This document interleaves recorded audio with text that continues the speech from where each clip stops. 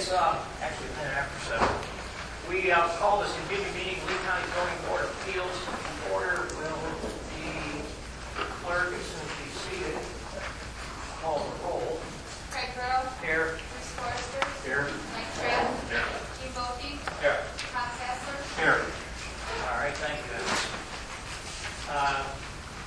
Tonight we'll continue public hearing for mainstream renewable power petition number 12-P-1483, known as Green River Wind Farm Phase 1. I asked last week to speak into the mic. But it could have been a guy, I know my age, maybe just this night we can't hear that well too. But anyway, known as Green River Phase 1 application for Ag 1 special use permits to construct wind turbine generators for Lee County's energy conversion system.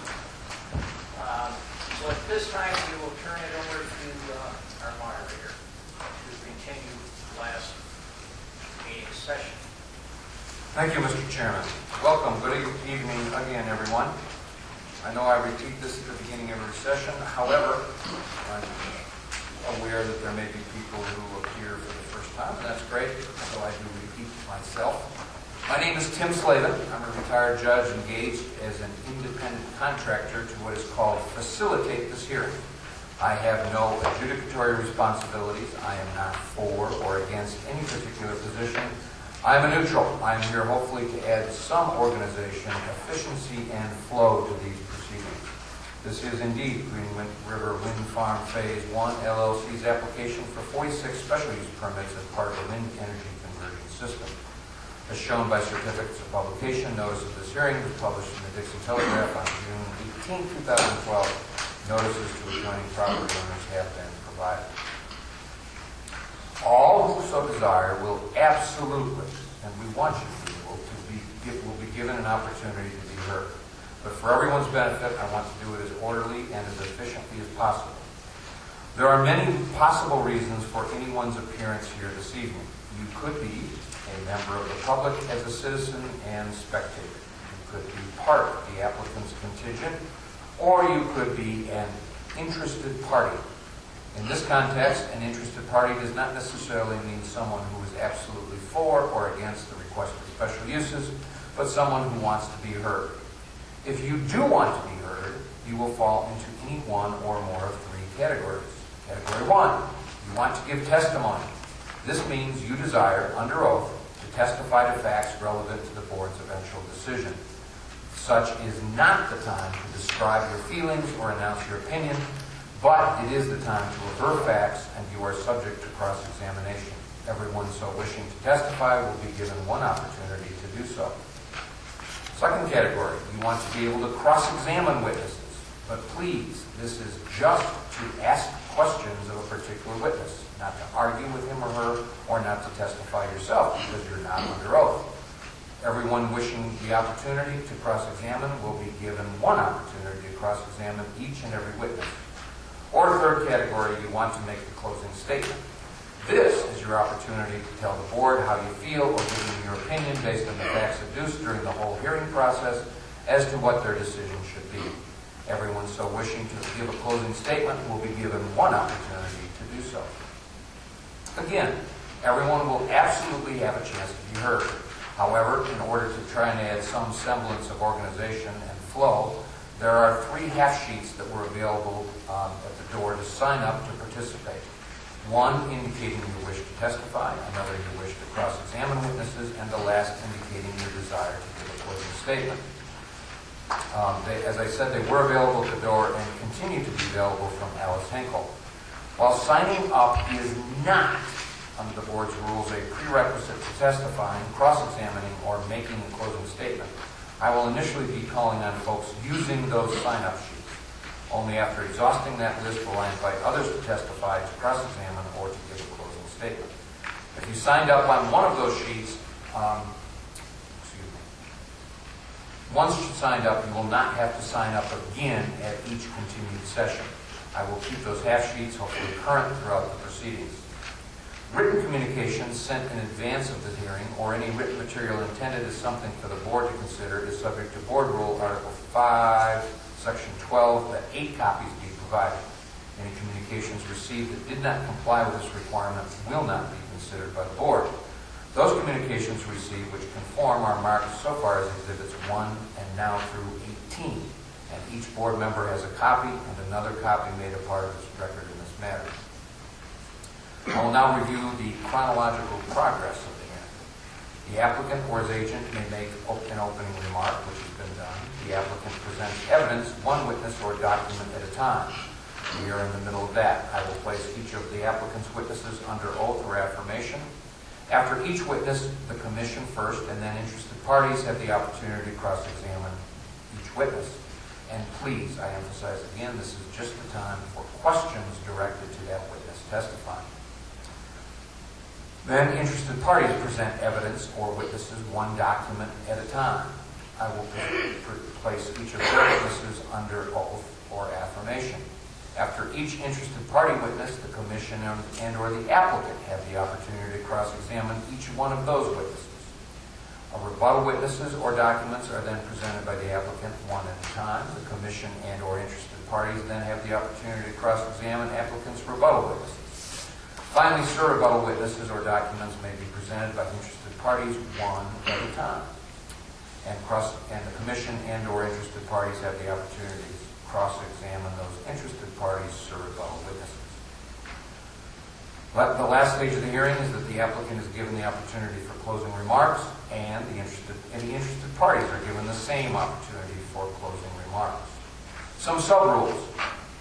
As you may have heard, each session has a time limit under the zoning board's rules of 2.5 hours.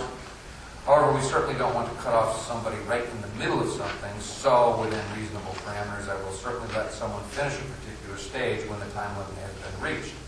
Or if there's very little time remaining at the end of the stage, I may simply suggest to the chair to continue the session rather than starting on another stage. I do have the discretion to call for short recesses, which we've not yet done. Under the zoning board's rules, I have the duty to rule on the admissibility of evidence. While the strict judicial rules of evidence do not apply, I will exercise some equitable control of what is being presented with or without an objection. We do have a court reporter here this evening taking down what is said during the proceedings. I ask all to be mindful of her job. She cannot take down two people talking at once. She cannot take down nodding heads or gestures. And while I know she's very skilled, there is a limit to how fast a person can talk and expect her to comply. I do please ask for civility and decorum. This is certainly a public forum, but please be respectful of all who consider it important enough to be here. I ask to refrain from displays of approval or disapproval, and as now with all public gatherings, I ask everyone to please turn your cell phones off or at least to put them on silent. When we left off, I believe Mr. Crowley was on the witness stand and Mr. Timble was in the process of finishing up his cross-examination. Mr. Crowley, please take a stand.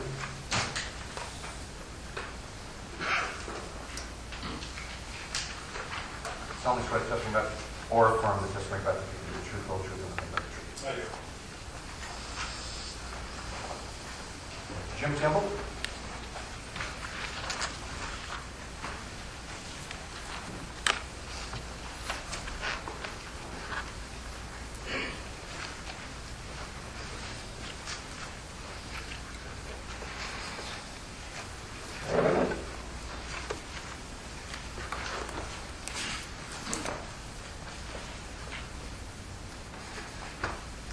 Good evening, Mr. Crowley. Mr. Timble?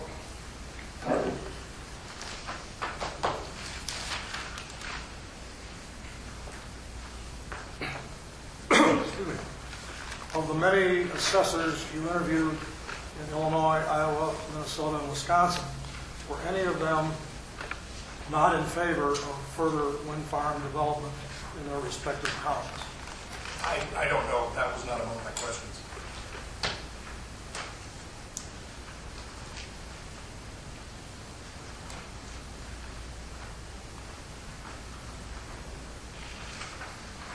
Was the Lincoln Township assessor in Kewaunee County, Wisconsin, knowledgeable of the minority of negative comments / complaints about TV interference, noise, shadow flicker, that you received from the Kewaunee County residents you interviewed?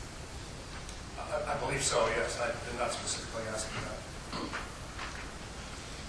Were some or all of the many assessors you interviewed in Illinois also knowledgeable of the minority of negative comments, complaints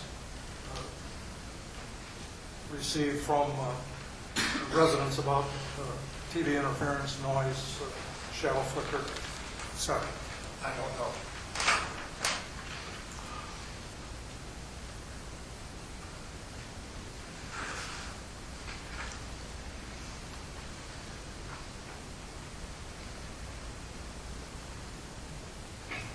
Do you recall your statement at the bottom of page 45 of your market analysis that a number of new residential properties have been constructed within or adjacent to wind farms in the region being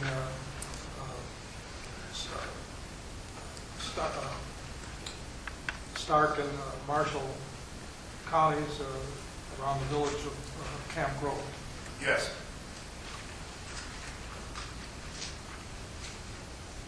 Would you agree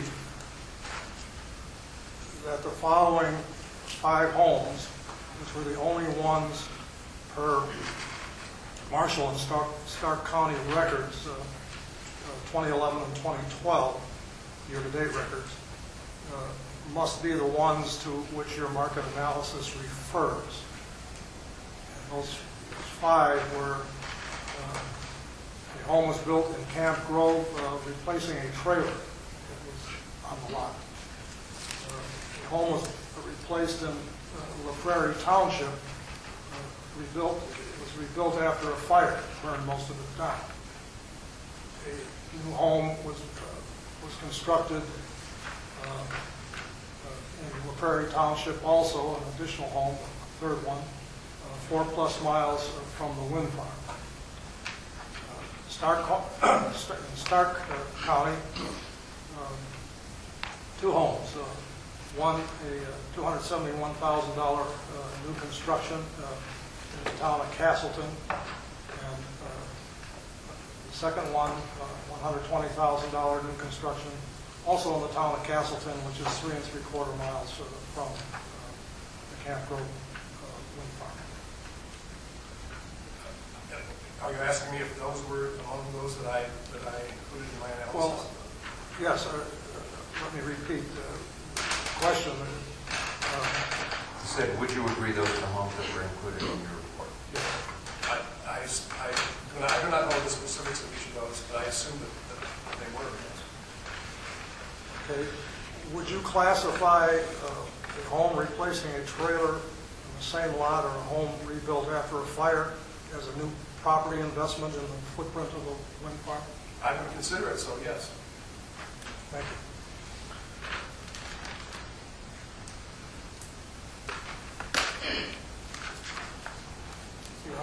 I have an exhibit.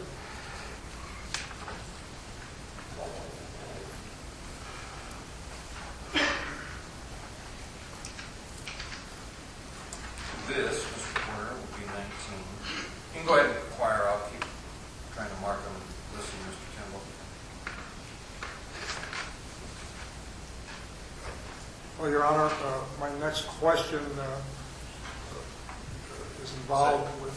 I said, if you'll go ahead, Okay. please.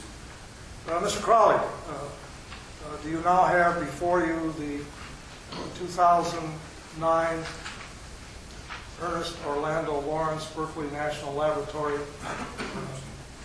study entitled "The Impact of Wind Power Projects on Residential Property Values in the United States, the Multi-Site Hedonic Analysis," authors Ben Holland, Ryan Weiser, Peter Kappers, Mark Thayer, and Gautam Sethi? I do not.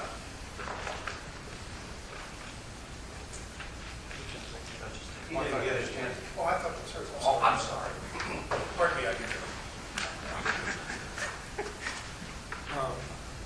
Do not.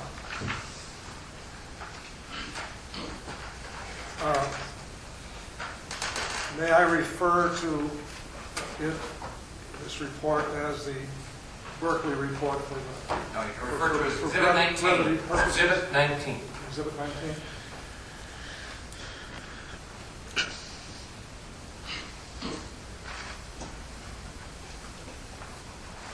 Was not the Berkeley report funded by the U.S. Department of Energy, just as your market analysis was funded by mainstream renewable energy?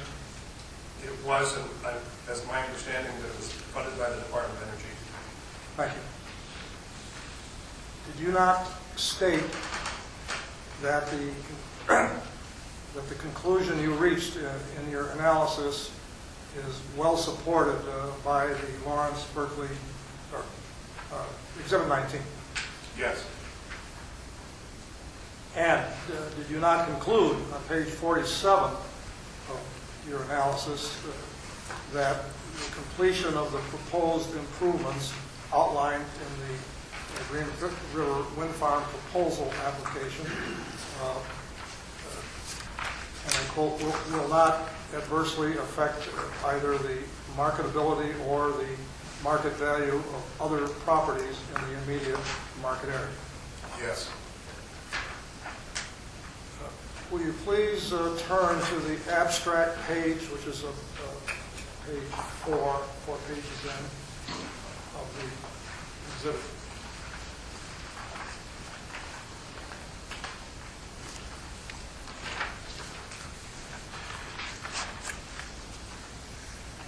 And if you don't mind, would you please read me the very last sentence in the abstract on that page? Starts with the word although. Although the analysis cannot dismiss the possibility that individual homes or small numbers of homes have been or could be negatively impacted, it finds that if these impacts do exist, they are either too small and or too infrequent to result in any widespread, statistically observable impact. Thank you.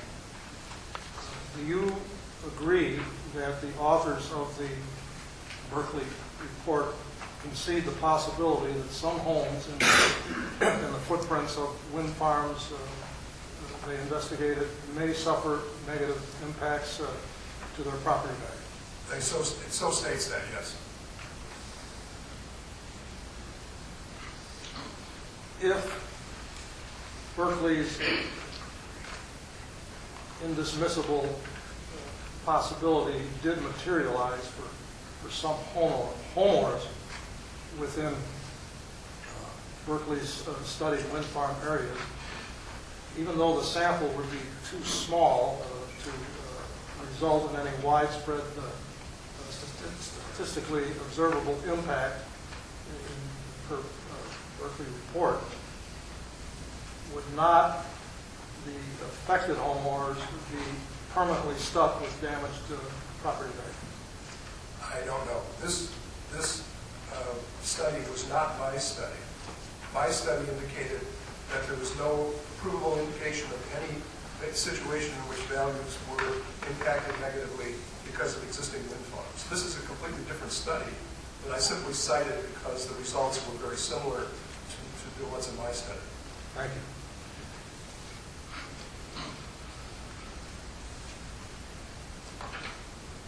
Why doesn't your study make this very same concession that the Berkeley study makes, given the fact that you are on record that your conclusion is well supported by Berkeley? My study does not make this same kind of condition because I didn't find it to be necessary to do so. Thank you.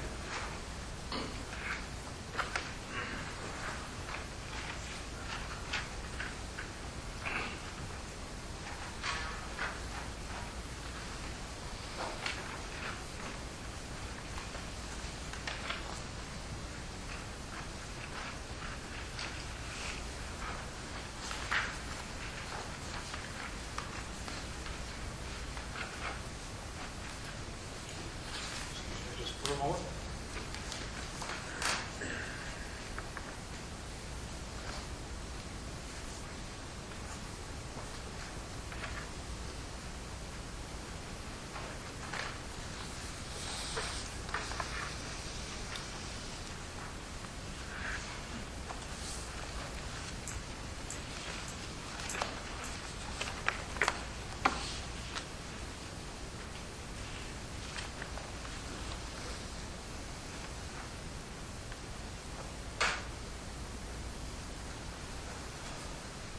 please, sorry,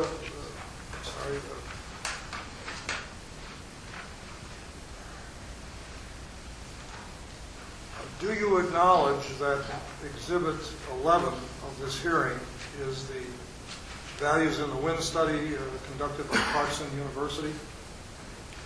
I don't have a list of exhibits in front of me. I don't know how to answer that. What you did receive a copy of the Clarkson study at one of these meetings of this hearing, did you not? Actually, the only exhibit I've received in this hearing is this one right here. The other exhibits were passed around. I was not among those receiving each of them. I am familiar with the study. Thank you. And also, for brevity purposes, may I refer to it as the Clarkson study and/or Exhibit 11? Certainly. At last week's hearing, did you not state that you had not conducted an in-depth review of the Clarkson study, and therefore you did not consider it in your analysis? That's correct.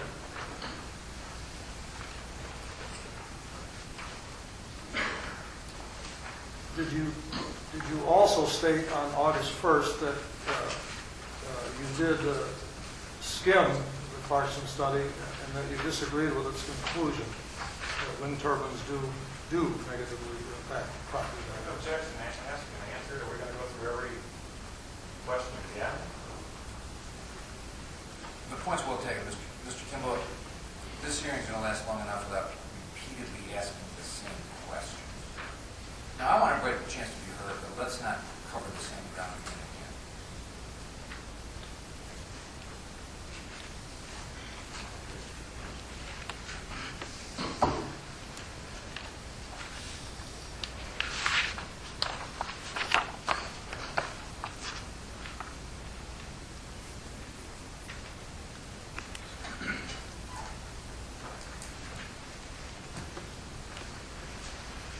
Did you conduct an in-depth reading of the Clarkson study after a copy was shared with you as Exhibit 11?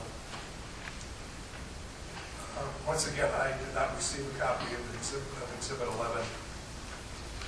I have read the Clarkson study. I've skimmed it as I indicated.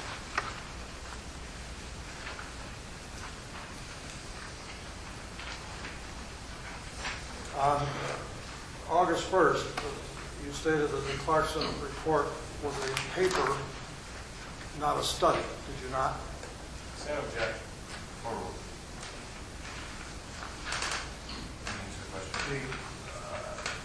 I believe at the time I was asked that question, I was not aware that you were referring to the Clarkson study. You were referring to it by the names of the developers of the study, and I was not familiar with them under that context. I thought you were referring to one of the articles in the appraisal journal that had been discussed at a previous meeting. Okay, then you do acknowledge now that it is indeed a study? I acknowledge it as a study, yes. Thank you.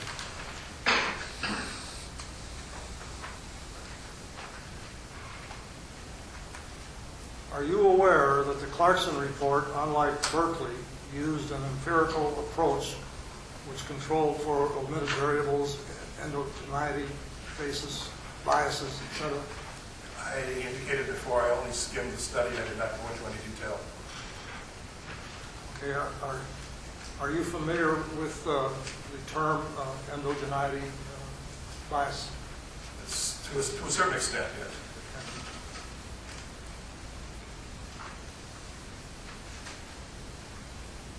Are you aware that the Clarkson study, unlike, that the Clarkson study used fixed effects analysis and inverse measures and count variables for density effects, unlike the Berkeley study, which did not? I did not study that. I did not go into that much detail. I only skimmed that study. The Berkeley study, or did you skim the Berkeley study? Or did No, I read the Berkeley study. In the Berkeley study, did did you come across endogeneity, the use of endogeneity bias, inverse measures, and count variables for density effects? I don't know.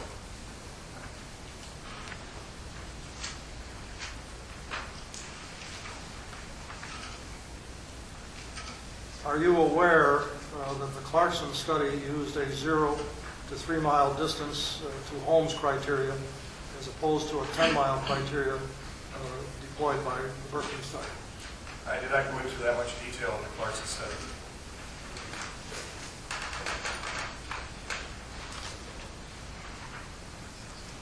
Are you aware that the Clarkson study focused on newer and larger wind farms overall as compared to the Berkeley study? I did not go into that much detail in the Clarkson study.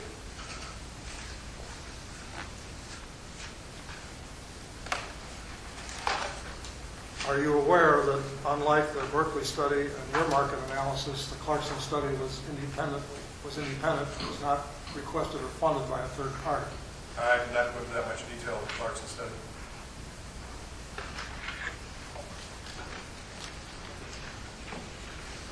Will you please go to page Roman numeral 17 of the Berkeley report?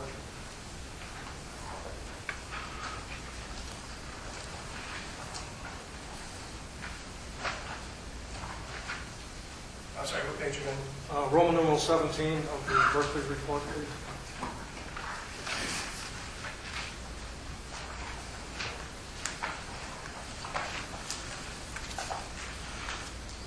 There, sir. May I read you two separate passages on that page and then ask you for your interpretations? Certainly.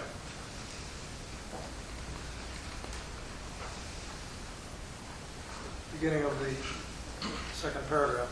This work builds on the existing literature in a number of respects, but there remain a number of areas for further research. The primary goal of subsequent research should be to concentrate on those homes located closest to wind facilities, where the data herein was most limited. Additional research of the nature reported in this paper could be pursued, but with a greater number of transactions, especially for homes particularly close to wind facilities.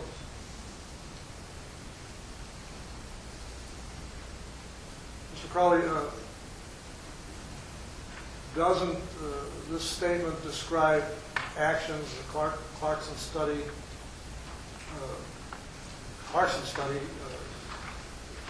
did indeed undertake and accomplish? I did not go into that kind of detail in the Clarkson study.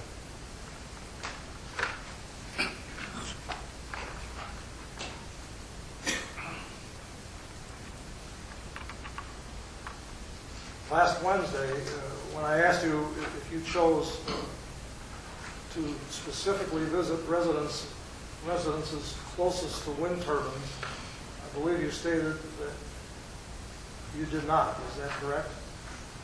Let's not repeat. Just ask a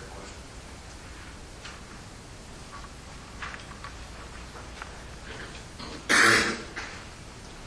Do you agree or disagree with the Berkeley authors two above? I'm sorry, I did not read you the second one. Let me read that before I ask the question.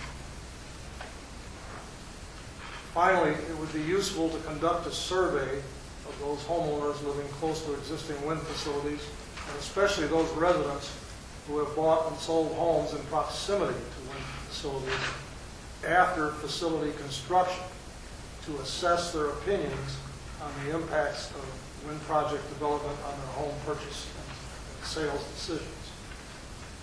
The question is, do you agree or disagree with the Berkeley authors' two above new criteria to use in furthering their research? I would think that if the Berkeley study participants wished to follow up, that those would be perhaps two areas where they could do so.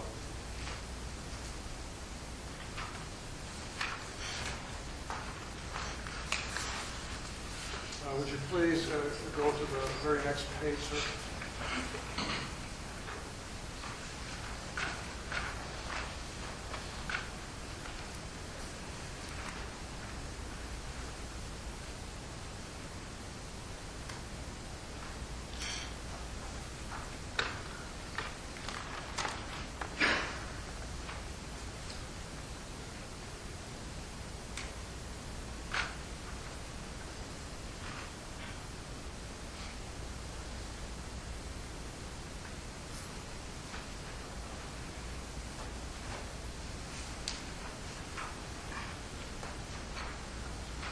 Are you aware that Clarkson Studies repeat sales model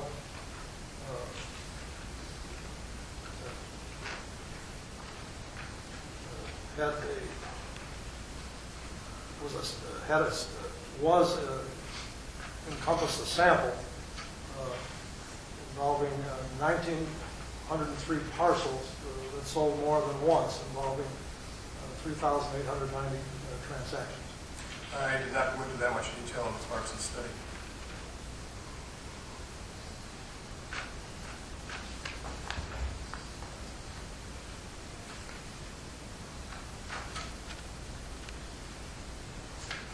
On that same page, may I read you the first sentence in 6.4, analysis of results, and ask a question? Certainly. The results from the repeat sales model are presented in Table 28. The model performs relatively poorly overall, with adjusted R value of just 0.19. Other similar analyses in the literature have produced higher performance statistics, but have done so with samples that are considerably larger or more homogeneous than ours.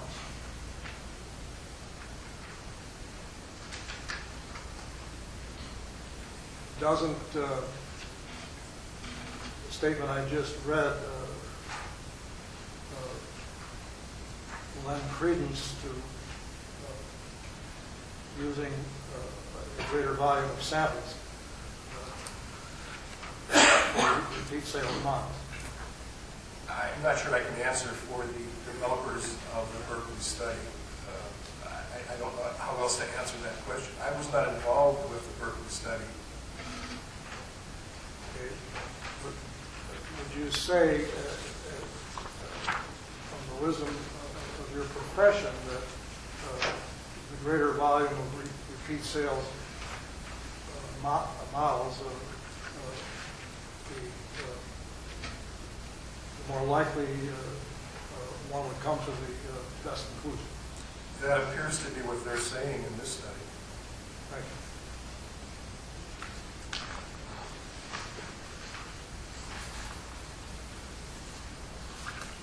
And if you would turn to the next page, please, of the Exhibit 19.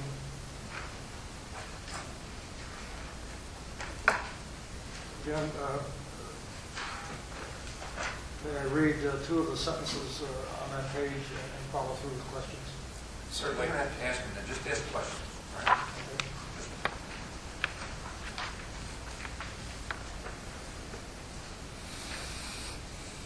Let's start with that paragraph. Turning to the variables of interest, mixed results are found. For homes,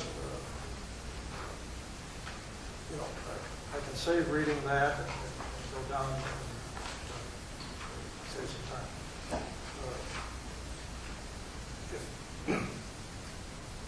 If interpreted literally, these results suggest that a home inside of 1 mile with a substantial extreme rated view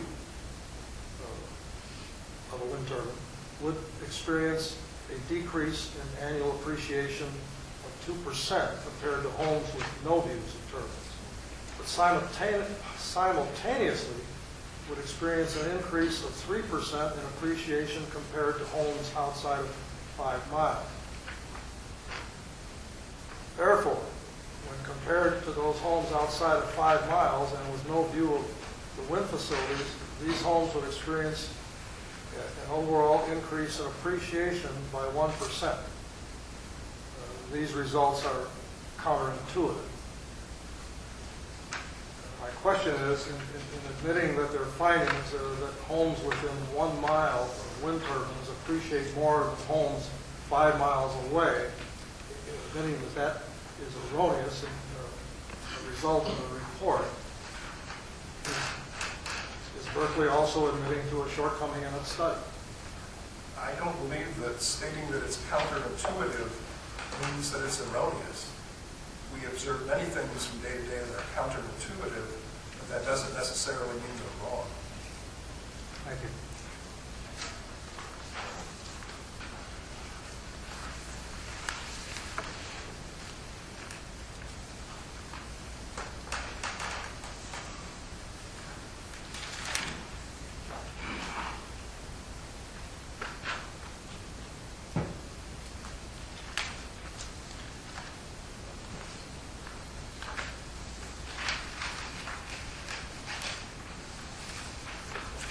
Now, sir, if you would please go to page 80,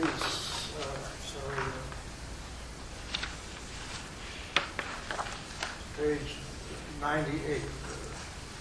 The easiest way to find it might be to go 4 pages from the 5 pages from the last page of the document. I have it.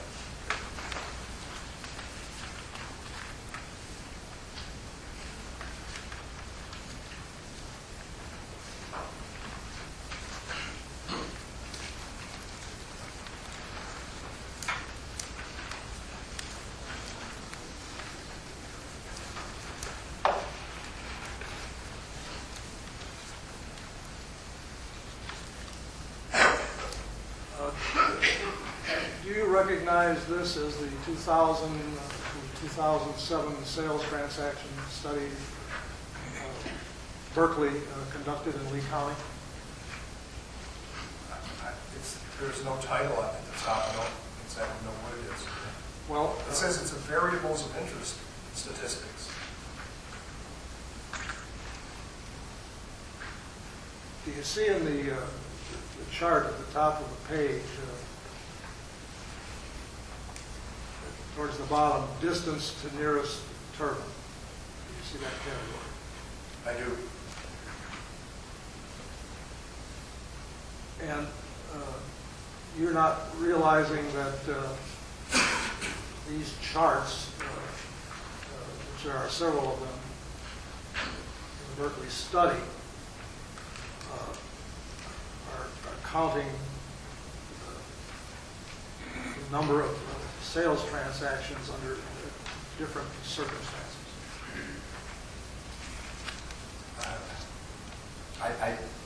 That's not a question I could understand. Try again. Do you see in the distance to nearest turbine category that I just pointed out, an illustration showing home sales pre-construction, 199, home sales post-announcement pre-construction for homes less than 0.57 miles of wind turbines.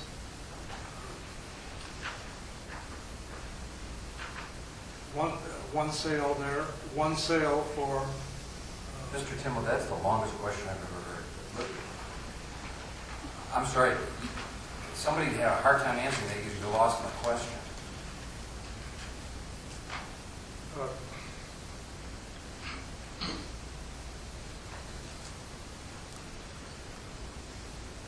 I'm trying, Mr. Crowley, I understand this as a chart showing home sales in different phases of I'm not really trying to be difficult, but now you're telling me things. You can't testify. You're not under oath. What you understand is of no relevance to this way.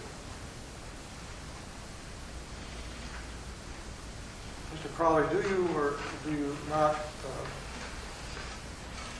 understand the stream of this chart you or do you not understand that it is showing sales of homes at different distances from wind farms in different circumstances?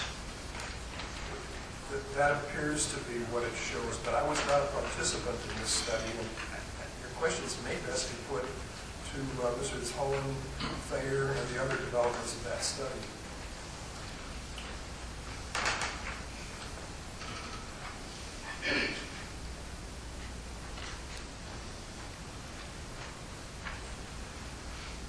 My question involving this chart is as follows. If the sales transactions for the less than 0.57 mile home, one home, and for the less than 0.572 1 mile home, if theoretically those homes experienced negative property value losses, would not even severe regressions in property values such as those be averaged out by the remaining 410 transactions, which are located at greater than 1 mile, 1 to 3 miles, 3 to 5 miles, 5 miles, all distances which wind turbine nuisance complaints are infrequent. Once again, that's a kind of a mechanical question about this study in which I was not a participant.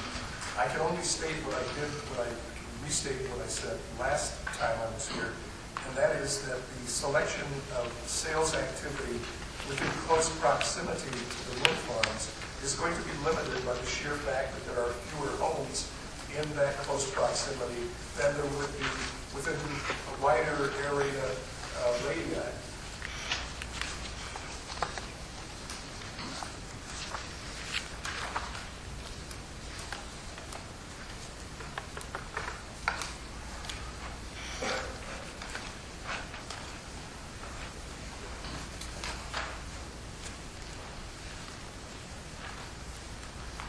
Any further questions, Mr. Kimball?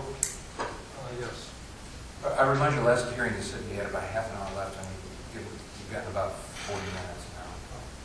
That was my best estimate, Your Honor. It was an honest estimate. There's others who want to cross-examine Mr. Crowley as well.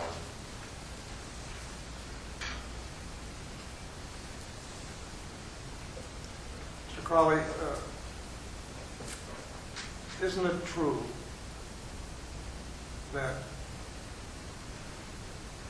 in the Berkeley study, there are many more sales of homes several miles from the turbines with little or no view of the turbines than there are of homes within 1/2 mile of the turbines with more substantial views?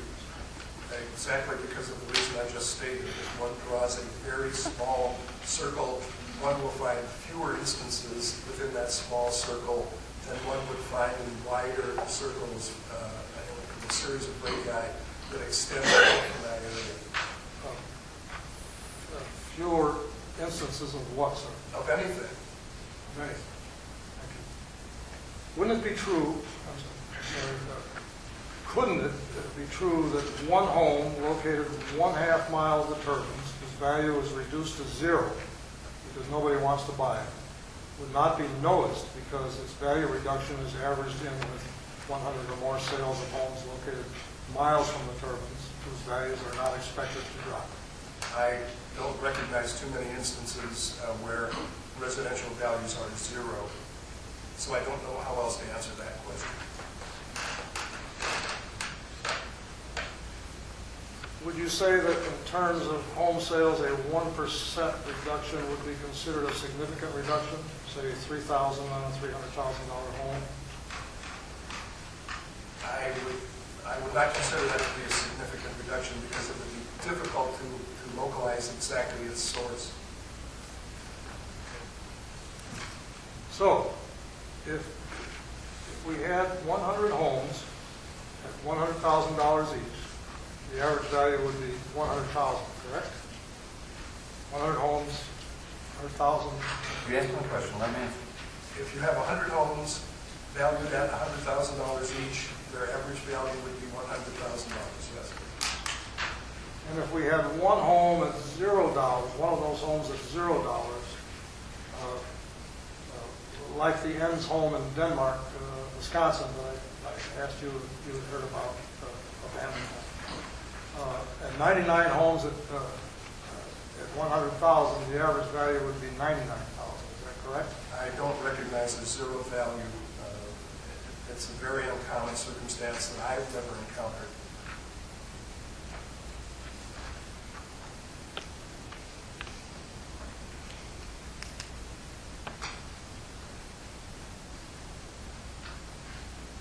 So the average value reduction, in your mind, is not significant, at least in the way that I described it?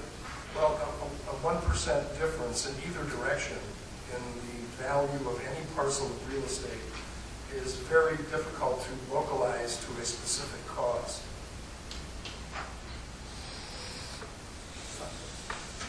But my question that I'm trying to ask is it, do you totally dismiss the possibility that using the statistics that the Berkeley study used, do you totally dismiss the possibility that a home could lose great value, but the statistics would not uncover that because they're over a range of 10 miles? I don't know how to answer that. I don't know how to answer that question. Maybe if you can repeat it a little differently.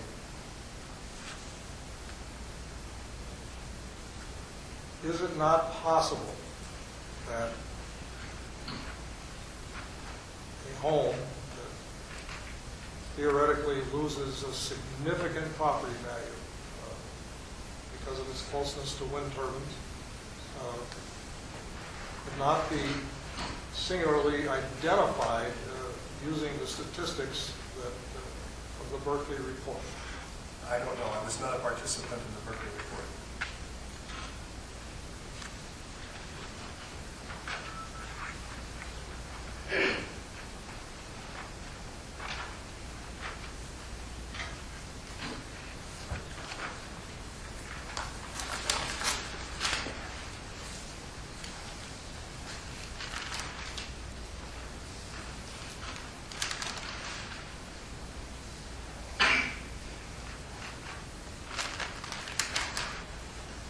Okay, Your Honor, two more questions. They're long ones, but they avoid a lot of short ones.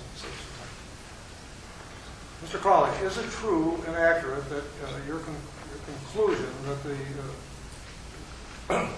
the completion of the proposed Green River wind farm will not adversely affect either the marketability or the market value of other profits in the immediate market area was based on your highest and best use examination, your examination of see it, hear it, smell it, feel it, or read about it, factors, inspection, based on also on inspection of the properties and personal interviews with property owners, occupants, appraisers, and assessors in Illinois and 3 neighboring states? My conclusions were primarily based on the interviews with assessors and appraisers. The other parts of your question do not enter the analysis of the potential change or lack thereof in market value. Just so I understand, you're saying that your conclusions were primarily based just on the conversations with appraisers and assessors. Did I hear that correctly? Primarily, yes.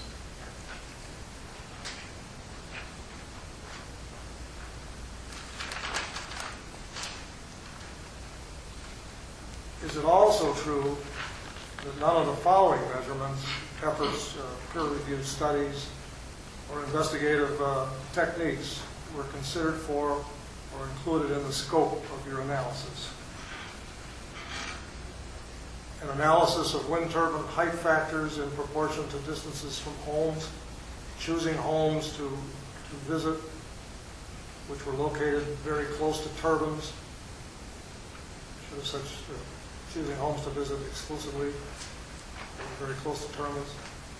Interviews with residents at night to compare daytime wind time, to compare daytime wind turbine noise amplification with nighttime wind turbine noise amplification. An analysis of low frequency vibrations from wind turbines in concert with your analysis of high frequency noise from wind turbines. Interviews of Village of Ohio residents within the Big Sky wind farm, which is the closest wind farm to the Green River proposed farm. In doing that in concert with your HERE analysis. The values of the wind study is not included. That would be the Clarkson study.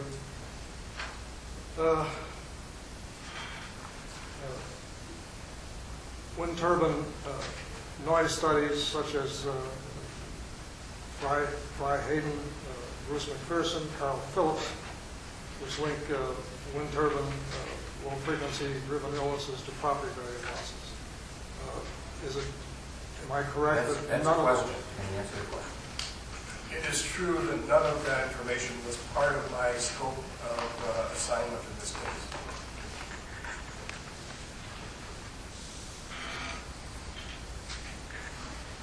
Thank you, Mr. Crowley. Thank you, Mr. Kimball. Thank you, Your Honor. Edward Gertis.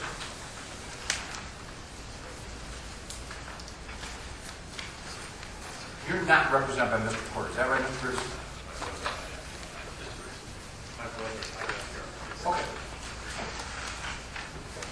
Judge, before we start that, I guess I'd just like to clarify for the record that Exhibit 19 is not the complete Berkeley study, it's excerpt. All right, Mr. Gertis, anything inquired? Thank you. Mr. Crowley? Mr. Gertis? Just a few questions. Most of my questions have been covered already. Well, thank you. You've already answered a lot of them. You stated before that in your best opinion, that there's no detrimental value to property, homes, or ag property, right? That's correct. Have you advised Mainstream that it would not be any risk for them to go into a property guarantee program? I have not discussed that with them at all. Have you put any guarantees on your testimony that if someone is adversely affected, that they would be covered somehow? There are no guarantees. So there's a possibility that there could be a problem with some homes here or there that would be adversely affected? Anything is possible, but it's very unlikely given the information I've had from other wind farm areas. Okay, so if there is a problem with a home here or there, you're not guaranteeing it. Mainstream is not guaranteeing it. Do you have any suggestions as to where this property owner should go for relief? That's not a question. It's an answer. Okay, sorry. Okay. He's an expert here at property values, not Okay. provide panaceas. You're aware that Wisconsin has a public service commission that regulates wind farms? Somewhat aware of that, yes. Okay. Are you aware that in Brown County and Fond du Lac counties, Wisconsin, that those county boards have both voted to request money from the Public Service Commission to compensate landowners that were forced from their homes? I'm not aware of that. Did you do any of your work in Kewaunee County, Wisconsin? Yes. I know Mr. Trimble asked you a few questions, and I couldn't hear everything he was asking. If I asked you something you already did, why stop me? There was the Town of Lincoln zoning administrator, Mr. Joe Juravec, did a study on sales of property in that wind farm area. You tell him things. Sorry. Pardon? You're telling him things. Oh, I'm You can't sorry. testify. I'm sorry. Are You you want to aware? start, are you aware that? Okay. Are you aware that the zoning administrator in the town of Lincoln in that county did a study of property sales before and after the wind farm was erected? I'm very aware.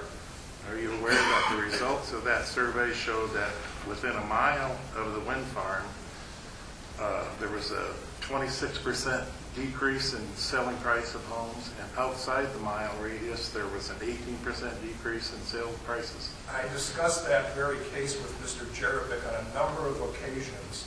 His answer to me was the information in his study was misinterpreted, whether it be because of the person reading the study or because of the way Mr. Jerebick presented the study.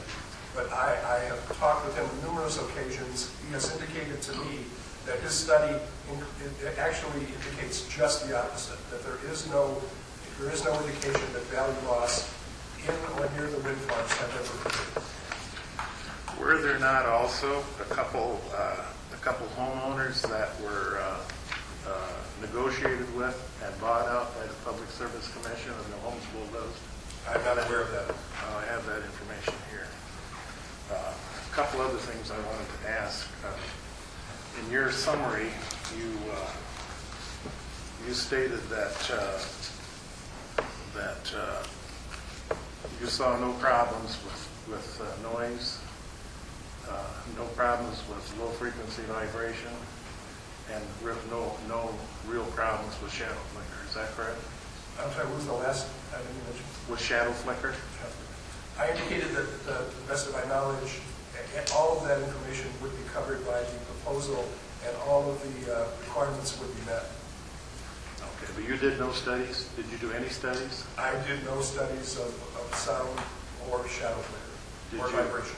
Did you consult any experts who had done studies as far as low frequency noise and shadow flicker and how they affected homeowners?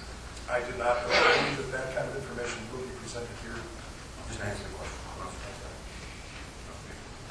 When you do appraisals and the appraisers that you worked with, when you do an appraisal and that property goes up for sale after that, do you follow up later on to see if that property sold for near the appraised value, or if it was on the market a long time, or how it actually sold? Yes, we have access to all of that information. Okay. Did you follow up with any of these as far as homes around the wind farms, as to what they sold compared to what their appraised value was? My analysis did not include a study of the sales property. That was not within the scope of my analysis. So you have no way of knowing that if a home is appraised for, say, $150,000, and that's what the appraiser thinks it's worth, that's no guarantee that's what it sells for, right?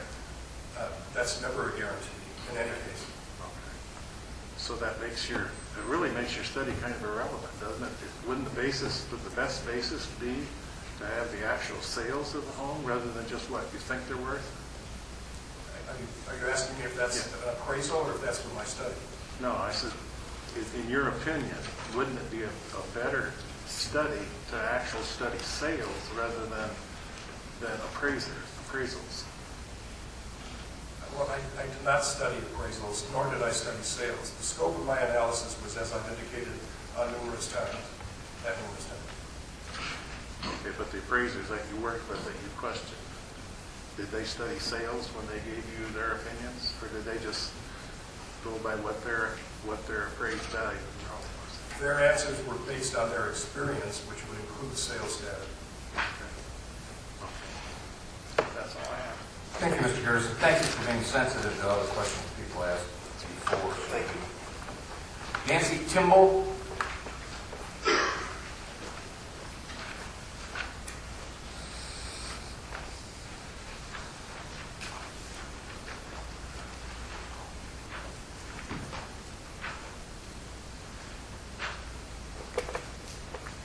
Good evening, Mr. Crowley.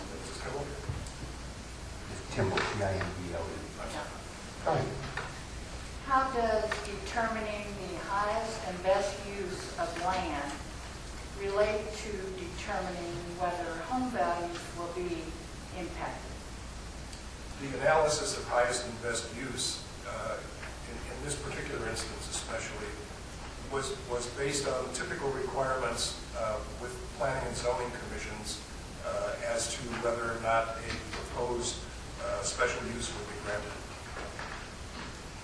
Do you consider wind turbines agricultural? The county board has determined that wind turbines are an allowable use as a special use within agricultural zone areas. But they aren't zoned agricultural, are they? They are. They are. Did you say you didn't speak to any realtors in your assessment? Not directly as a part of my analysis, but I have, of course, over the years discussed this with many real estate brokers. Wouldn't a realtor have a better feel for whether homes and a wind farm had problems selling?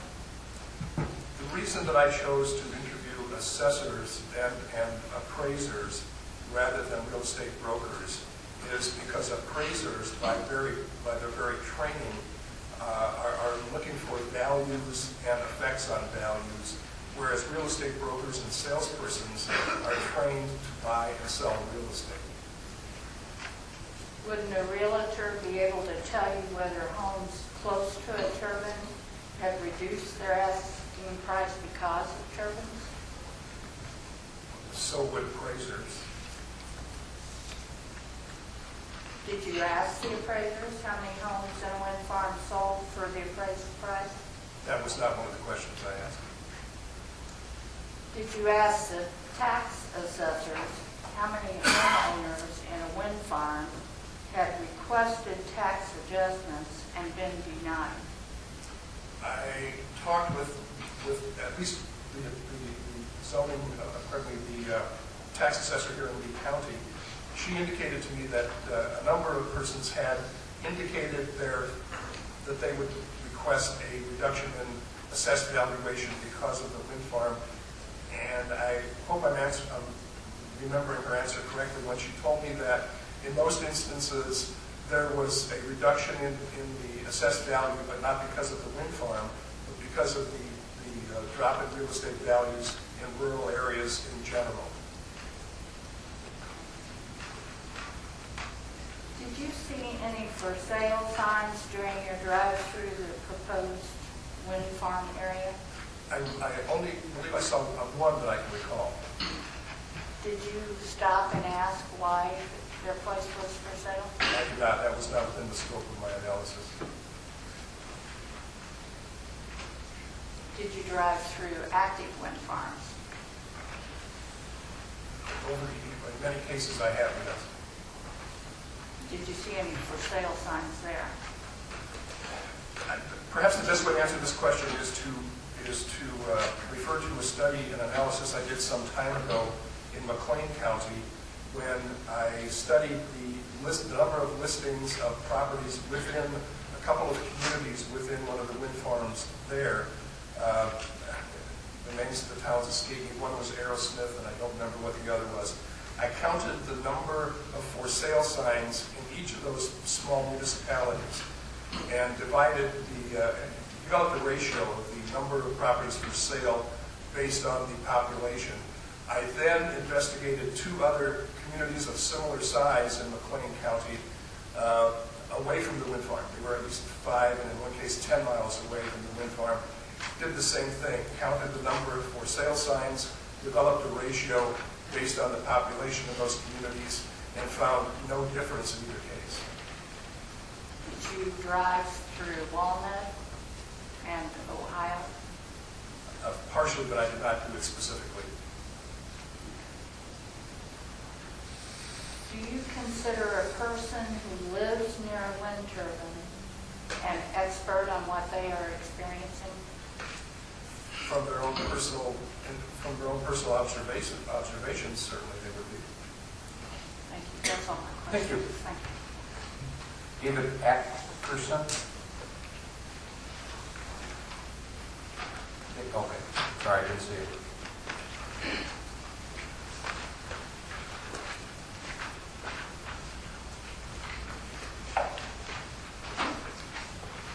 Ackerson, A-C-K-E-R-S-O-N.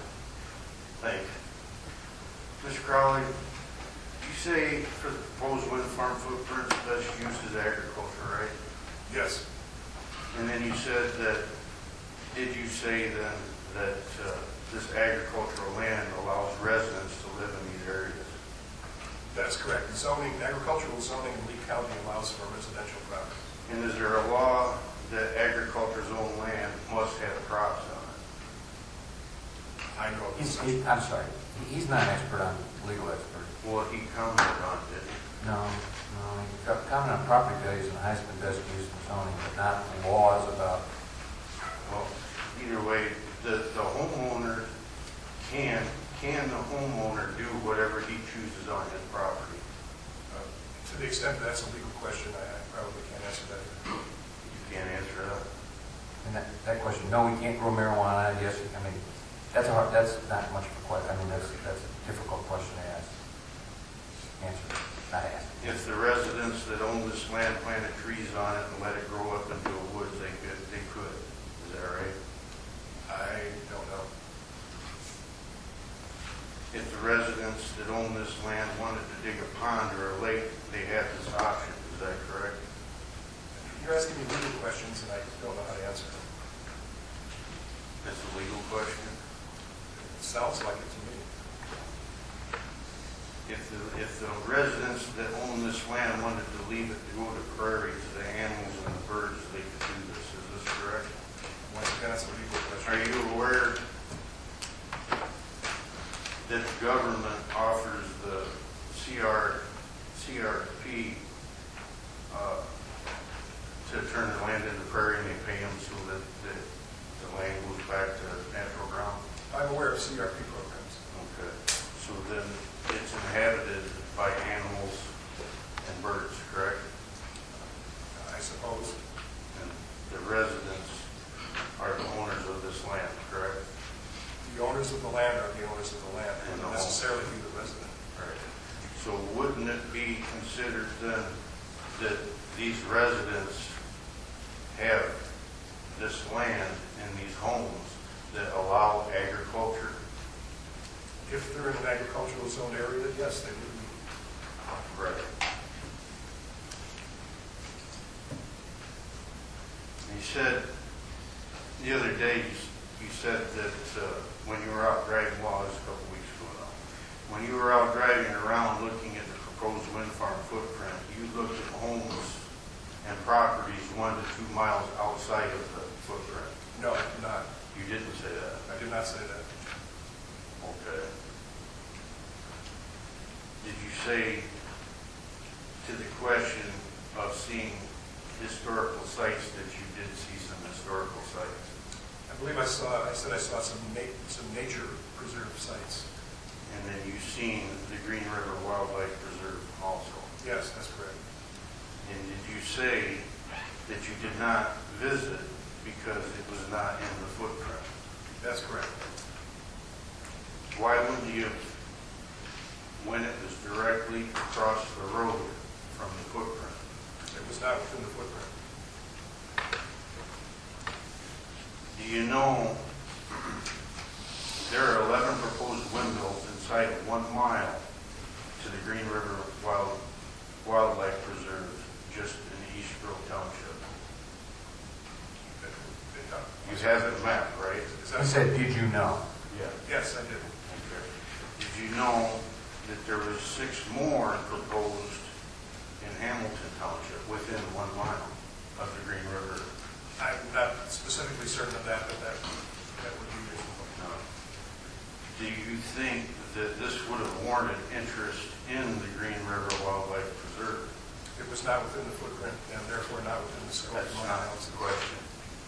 Yeah, what? He answered the question. So, the wildlife preserve, what would you say is best used for? Recreational purposes.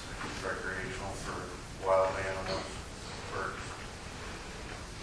Do you realize how many people come there around the preserve to look at birds, to look at the wildlife, to look at the things that that park offers? I have no specific numbers, but I'm sure many do. Yeah. Probably could have found this out if you would have stopped, right? Is that correct? No, because I don't know how many people were there the day I went. Do you know of the studies done on bird I've seen certain studies. Do you know of the studies done on the effects of the wild animals? All right, that have been done? Mr. Eggerson, this witness is an expert witness on property values, not on environmental matters. So I'm going to limit your questions to property values. That's what he presented as. Would you think that this would have been a good reason to visit the wildlife reserve? Mr. Eggerson, I'm going to say it again. This is on property values, not on the environment. Property values? That's how he was presented. He An did not expert on- testify for the windmills? Sir, He did not? he's an expert on property values. You got to confine your questions to his opinion. Okay. Bro, when you talked about the tax assessments, you said you called assessors and appraisers, correct? That's correct. When you call taxes and assessors, the assessors and the appraisers, you were calling for tax purposes, correct? When I called the assessors, I was calling for assessment purposes, that's correct. When I called the appraisers, I was calling for a different set of questions. And what was that? The questions regarding their experience in appraising properties in and around the wind farms in their market areas. Appraising them, how would they go about appraising them? Like any appraiser would, they would inspect the property, compare it with other properties that have sold, and perhaps use other methods as well. And where did they get their information? Each of these appraisers in other states, you're asking me? I would assume they No, get I'm their talking information about from Illinois. I'm talking about our area. I can tell you where we get our information, if that would answer your question. We get our information from various sources, county records, multiple listing services, other appraisers, real estate brokers active in the market. But you said last week that real estate brokers and realtors would not be good for this. For my analysis, now you're asking me two things. We're talking about an appraisal, which is what my analysis is not. When you did your analysis, was it for property values or was it for assessment of property? It was for property values. And a realtor and a broker would not be good for this. In my opinion, the best source for information about values is professionals who are trained to measure and recognize values rather than a professional who's trained to buy or sell real estate. So your knowledge of the windmills is limited, correct? In what respect? I don't understand the question.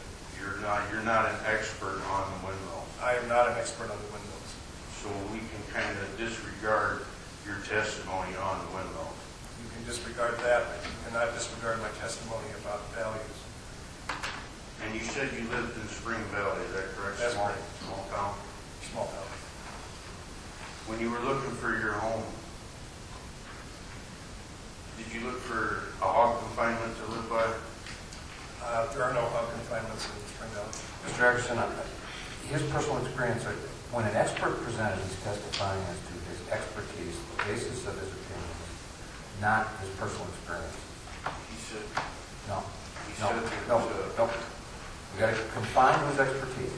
Let's understand what each witness is called. then why did you testify to him, Your Honor? He didn't testify on it. He didn't testify on anybody's own He home. said that it was pleasant to look at, is that what you said? These windmills were pleasant to look at? I did not say that.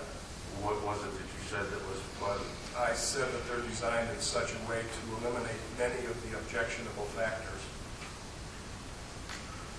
That's not what I heard. I don't think that's... All right, enough of that. You're not going to tell me. Thank you very Questions? much, Your Honor. Okay, thank you. Mr. Crowley. Elizabeth Hartman, that's Hartmann.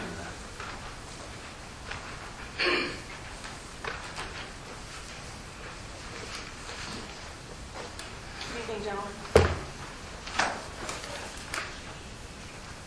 Hopefully I just have a few here. when we're talking about assessment, how, according to your knowledge, how is can an assessment be changed? Typically by making an application with the assessment officials. And do they need does the homeowner need some proof, like comps or something, to help him get it changed, or? In most instances, yes. Can it also be changed if a house sells? Would that set the appraised value of that home at that point? Set the assessed value? Assessed value, yes, I'm sorry. I suppose it could. Well, if there were homes by these windmills and there were no comps to have the assessment changed and no houses sold, then am I correct in assuming that that means there's no adverse effect from the windmills? Because no house sold, so there's no change? If there's no proof of change, the assessor would have no basis for making an adjustment. But he wouldn't have any comps to go by or any homes that sold. That's a possibility for your study saying that the assessed value hadn't changed. If we were only talking about one assessment official, perhaps that would be the case. But we're talking about a series of them. Okay.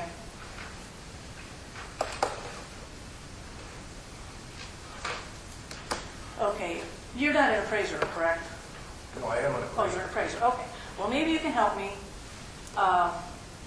with an example. Let's say 5 years ago, there was a home that had farmland next to it, and they had an appraisal done that said the house was worth, say, $100,000, and that was a nice round figure. Now, today, there's a large, noisy industrial complex right next door to this house that operates 24 hours a day and has lights all over it.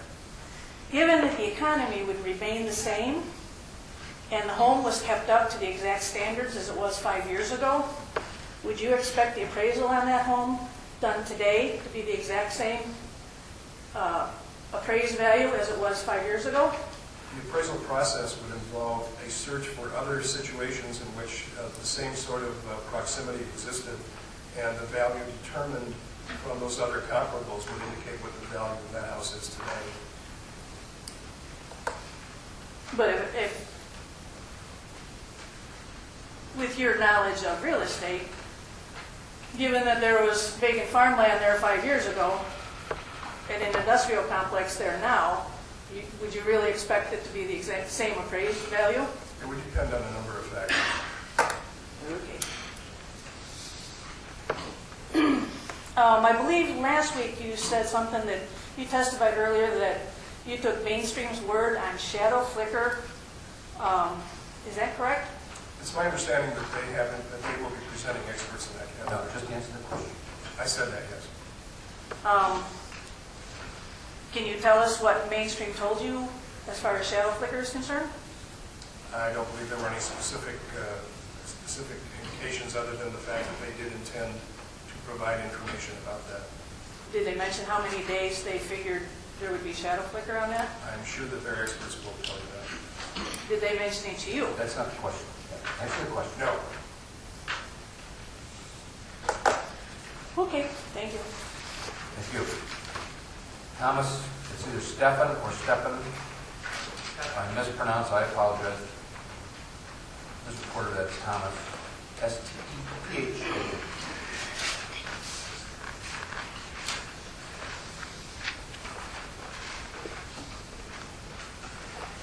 Is it Stefan or Stefan? Stefan. Stefan. No, the H was silent. Sounds Hungarian. First question would be, what is an appraiser? Could you give me a definition of an appraiser? An appraiser is a professional that measures market value. Okay, can you do it in layman's terms? I think that's Okay, let me about as clarify this. An appraiser is a person of knowledge of value in whatever medium he's in. Is that correct? That would be correct. If you didn't have the knowledge of it as an appraiser, would that have effect with being hired by Mainstream? Because you're as a consultant. That's a combined question. Nobody can answer that. You asked me 2 questions. Okay, would you be hired by Mainstream as an appraiser? I'm not sure why they hired me. I assume it was because of my qualifications. Okay, now, the second part of that question is it because it's in your only opinion? I'm sorry. It's very simple. They hired you not on your expertise of as a appraiser. They hired you as a value as a consultant. And your consultant... You're telling them things. Where's the question? The question is, why did they hire you as a... for your opinion? Nobody, I wouldn't allow anybody in any place to testify why somebody else did something. Well, No. You're asking him to give an opinion as to why some unknown person did something. Why did your next door neighbor go outside? No.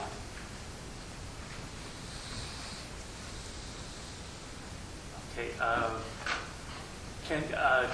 can you tell me the story of the, can you put 10 pounds in a 5-pound box? I cannot. You cannot. Okay, in your testimony last week, that you were asked a question of a 512-foot wind farm that was designated as a 200-foot wind farm. Does the footprint change with the cost analysis, the value system between the 200 and the 500? Boy, I'm not sure I understand the question. Okay. You have a value. There's been no testimony about a 500-foot Yes. wind farm or a 200-foot wind farm. There's been testimony about turbine heights. Okay, a wind generator. Turbine height wind generator was 512 feet. I believe that was the case. Versus a wind turbine that was 200 feet. That was designated over 10 years ago. I'm not exactly clarified how long ago. What's the cost analysis, since you're an expert appraiser on values? Would it cost more to put on the 500 one versus the 200? I'm sorry, but I'm going to stop you on that one too. He's not an expert in the value of mechanical things such as wind turbines or motorcycles for that matter. He is a real estate property value expert that's been presented as such. Let me rephrase it. Is a wind generator property?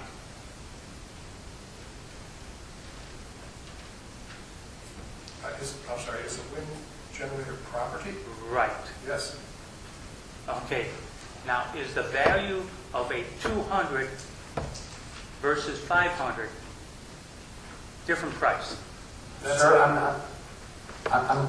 going to repeat it. I'm not going to let you ask that question of this witness. That's property. He's a real estate property expert. Real property, which is different from property. A wind generator. For the same reason you can't ask him what the cure for cancer is. I mean, he's not being presented for that purpose. Okay. Is there a difference between a 500 and 200 foot? 300 feet, I would guess. Is there a different footprint? I don't know. As a person of value, knowledge of value, if you build something and you build it out of wood versus you build it out of concrete, brick, would the value be different? Sir, I'm going to say it again. This is a real estate property. This gentleman is presented as a real estate property value expert, not an expert on the value of stuff. Okay, I'll go a little further. You had a conversation. Do you recall having a conversation with the supervisor of Lee County? On numerous occasions, yes. And the one I'm specifically going to ask you about is the conversation about how much of the valued property of Lee County was. I'm sorry, I think I asked you. When you talked, was this Supervisor Wendy Robertson? Yes. Okay. You asked her what the values of the real estate market was in Lee County. And what was her answer? I don't believe I asked her general questions of that nature. Okay, if I recall the situation, if you recall the situation, would it be pertinent to say that she said the values of the properties in Lee County was 30% lower. I believe I said that, but I don't think it was specific to Lee County. I think I indicated that as a general indication of the decrease in property values over the past 4 or 5 years. Okay, now, and the only way, if you appealed that, they would automatically give you the 30% off. Is that correct? I don't know. I have to get back. That was your testimony last week. Don't tell him things, just ask him questions. You ask him a question, he said, I don't know. Okay. 2 more questions. The one question is, you said you based your opinion on values of the wind farms based on the assessed value that Wendy Riverson gave you. Is that not correct? That's not correct. Interesting. All right, no editorial comments, all right? The trouble with asking a question, you just ask a question. The trouble with asking a question really is you get an answer. Sometimes you get an answer, you don't lie.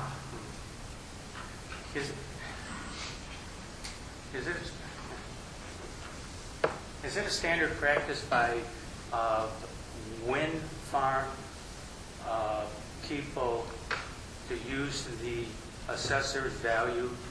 That's saying that there's no value lost? You're asking me what wind farm developers do, and I can't answer that. Okay, that's all. Thank you. Thank you. And the last one I think I have is Mark Wagner. Last one was listed. Last one that turned in the slip. I actually have no questions. Okay, thank you, sir. All right, ladies and gentlemen, that goes through the I call them half sheets that people use. Other than the people who have been given an opportunity to cross-examine based on these half sheets, by raise of hands, I try and watch for who raises it first, but any other people with cross-examination questions this way? Yes, you're first. Giles Calhoun, I should have a half sheet up there. Don't. Unless I missed it, which... I'm sorry, I just saw it on the vote last time I was asked, and I apologize. No, go ahead, come on. Doesn't matter if you have the half sheet or not, just go last.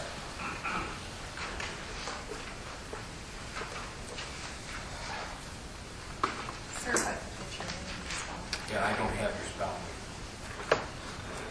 I'll be happy to. Giles, Giles, Calvelage, Kalvelage. Oh, you were passed by last time you weren't here, so Right. you're done. I'm done? Yeah. Okay. Yeah, I went through the letter. Well, that's not fair. That doesn't happen. Go ahead. That doesn't happen, but that's not fair either, but I apologize. there's got to be very an end much. to it too, but I had a very legitimate excuse last time. I apologize.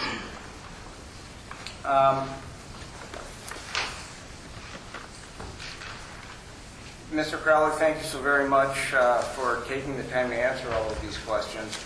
I will do my utmost to be very courteous and very, very brief. Have you had the opportunity to view existing wind farms within Lee County since they were developed in 2003? Yes. Have you noticed any change in value throughout the county? I've noticed change in value throughout the county, but not because of the wind farm. Have you developed as an appraiser an opinion on turbine density within an area, how that might affect property values? I have not. Have you done any study on population shift change within the last 10 years, given that Lee County has had experience with turbines for 12 years? Excuse me, not 12 years, 9 years, pardon my math. I have not. Have you had an opportunity in Lee County, near the intersection of Huffby and County Line Road, to make a determination on 3 homes within a small subdivision that have been surrounded by 8 turbines within the last, I think it's been 3 to 4 years. Are you talking about the subdivision that's on the west side of Interstate 39, east of Pawpaw and north of Compton? It's actually east of 39. It's south of Route 30, I think about 1.5 miles south. It's actually part of the system that was developed primarily in DeKalb County. However, we have several turbines in Lee County, some in Alto Township and some in Willow Creek Township. I'm referring to the 8 that's surrounding 3 homes in Willow Creek Township. I don't believe I'm familiar with that specific subdivision. Okay. At this time, I have no further questions. Thank you, sir. And I want to clarify. At first, my reaction was not to let you cross-examine because we had a situation before in Whiteside where somebody showed up after witness was off the stand, was gone, and wanted to ask questions. Well, then it's too late. You're the first one that showed. First time this has happened that the session had gone so long, the same witness was on the stand. I read your name now that I recognize it last session, but you're still here when he's still on the stand. So what I'm trying to explain to everybody is that Mr. Crowley is about to get off the stand, and you can't come in next session and say, now I got more questions. Now I got questions, Mr. Crowley. So thank you. I agree, and I appreciate it. And rest assured that I attended as many of these meetings as I can. Thank you. All right, Mr. Crowley, you may step down. Oh, no, any other hands of people questions of Mr. Crowley? Yes, sir.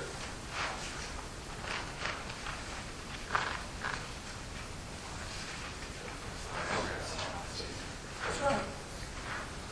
Do I not have your F-slip or? No, you don't have one. My name's John Kelly. K-E-L-L-E-Y. Good evening, Mr. Crowley. Mr. Kelly?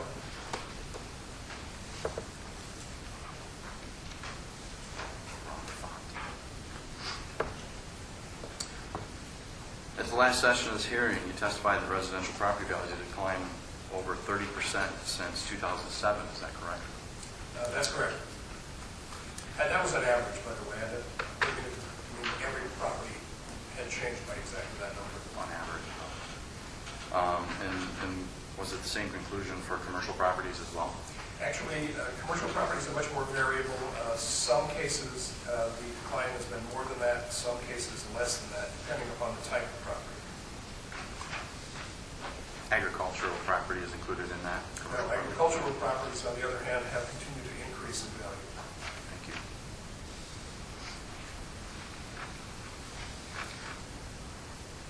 Are you familiar with the Illinois Board of Realtors? Of course. Possibly another name for it. Do you know that the Illinois Board of Realtors reported as of June 30th, 2012, that the median selling price of a home in Illinois had dropped 0.7% since June 30th, 2011, on sales of over 58,000 homes compared to 48,000 at the same time last year? The specifics, of course, I'm not certain of, but I do know, and I think I indicated earlier, that we have reached a point of relative equilibrium in the real estate markets. In other words, the values are no longer declining, nor have we seen a significant instance in which they've begun to increase substantially. They're more or less stable over the past year.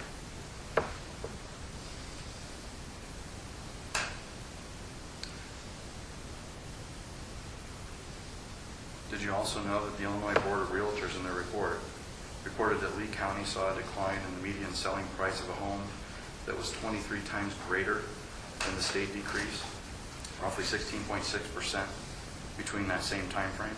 And the number of home sales of 163 as compared to 136 a year ago? I'm sorry to interrupt. I'm not aware of that.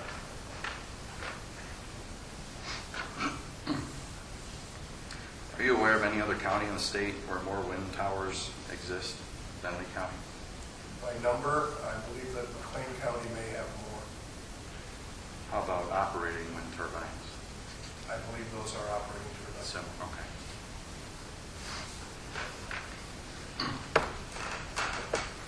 You made mention of use path before. I believe it may have been when Mr. Porter was cross-examining. You were aware of the use path, that's correct?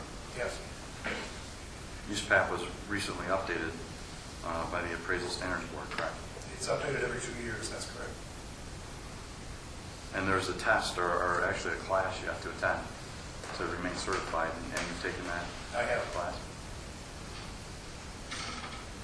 Are you aware of do you understand the terms extraordinary assumption and hypothetical condition? Yes, that I'm are very defined aware. within USPAP? Yes. Could you please provide a simple explanation of the distinction between the two terms as they're defined in that? An extraordinary assumption is an assumption that is made because of a circumstance in which something does not exist. Let me see if I can do this more clearly.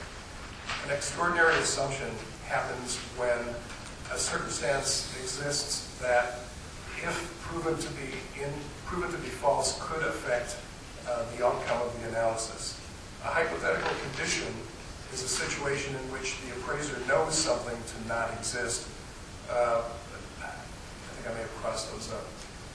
A hypothetical condition is something that does not exist, but the appraiser assumes that it exists. An extraordinary assumption is a circumstance which, if proven to be incorrect, may affect the value of the outcome, but the appraiser assumes it to be correct for the purpose of the analysis.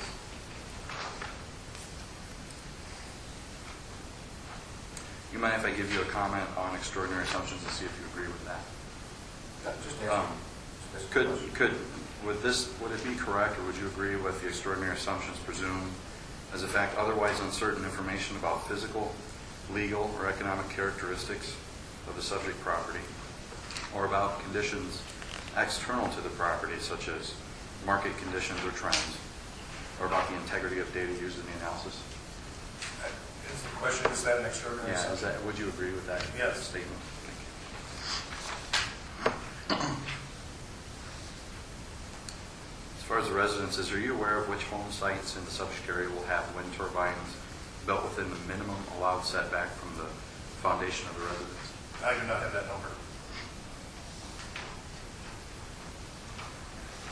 And so in likeliness, you would not also have any information on which home site would have the greatest number of turbines closest to it, meeting that minimum setback. I do not have that number either. In your SEIT analysis, did you state that the consistent color of the towers and blades is determined to be less obtrusive on the landscape, and thus, in your opinion, not a major factor in the determination of detrimental attribute to property value? I was quoting from a study that indicated that the uniformity of color is a factor that tends to alleviate some of the objectionable factors of it.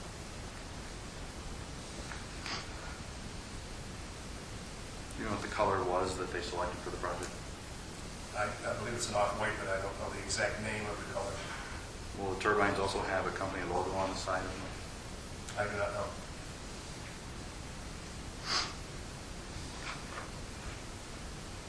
Sorry, I'm skipping a bunch of questions that other people have asked. I'm sorry. Thank you. It causes delay. How about, similar to that color, would the consistency and size of the tower and length of blades also be considered attributable to not being such a factor to adversely affect property value? That was another of the factors, that's correct.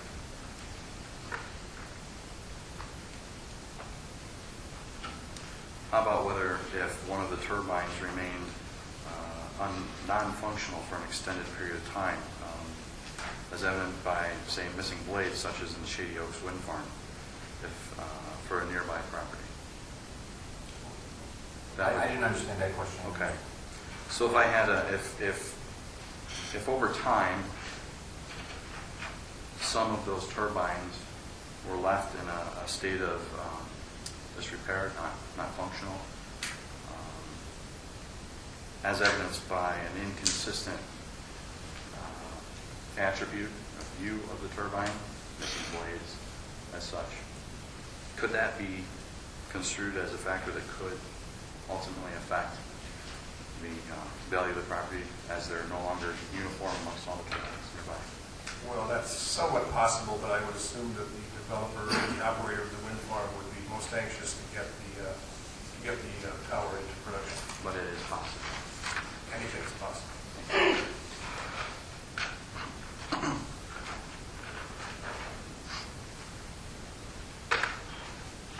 carrot analysis you mentioned, do you know by what ratio the noise level of one turbine is compounded, if additional turbines at similar distances from the recipient are combined as part of the noise factor? I'm not an expert on sound. I don't know. Thank you. Would an aspect of the project, such as the proposed influx of long-term jobs related to the proposed wind farm, have any effect on property value? That was not part of my analysis.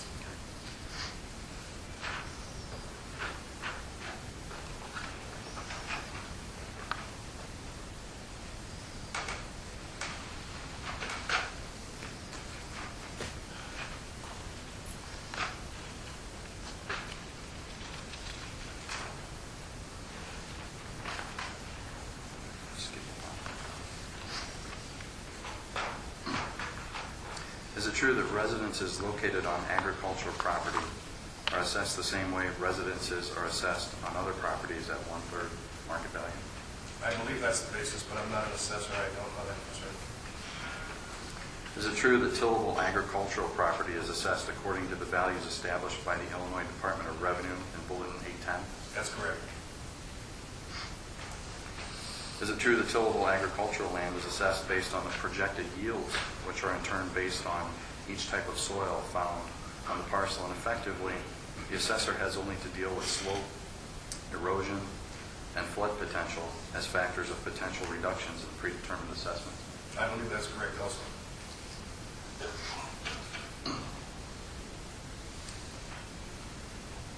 Can the ability or inability to grow a certain type of crop due to factors other than soil types affect the assessed value of a property? I don't know how to answer that. I'm not an assessor.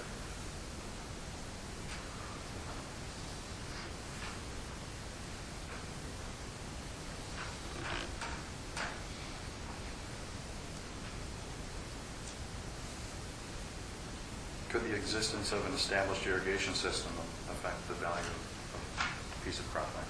It could.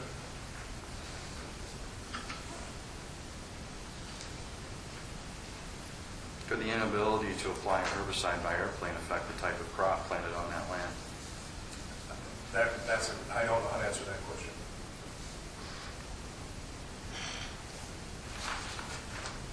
Okay. Are you aware that the inability to apply herbicide by airplane affects the type of crop, or potentially affects the type of crop planted on that land? I understand there are different methods of application.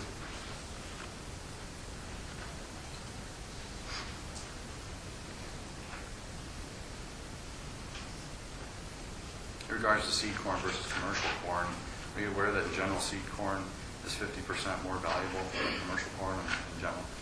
Once again, that's not within the scope of my analysis.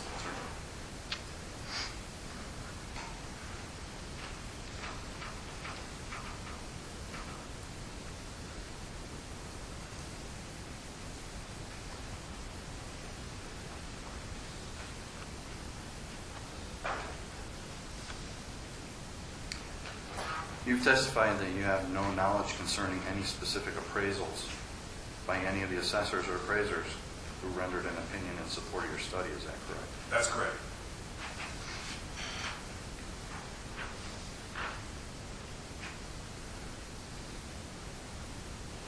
You also stated that your knowledge in Illinois statutes and zoning codes is limited as your area of expertise is appraisals. Is that correct? I'm not an attorney. That's correct.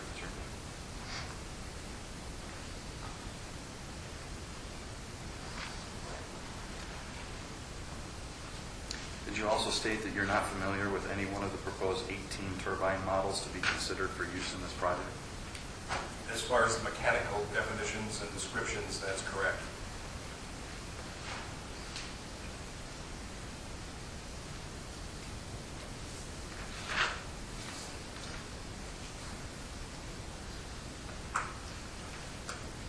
In general, when the scientific methods used, aren't control groups used to test the validity of an opinion or hypothesis? In what category? I'm not sure how to answer that. In general, don't you use control groups to test validity of a hypothesis using a scientific method approach? I suppose I don't. Once again, again, that's not within the scope of my analysis, so. Isn't it a fair characterization of your survey that it's an opinion poll of a select group of assessors and appraisers to support your opinion? I did not conduct the poll in such a way to support my opinion. I elicited information from the participants in my analysis without any predetermined position of what their answer was going to be.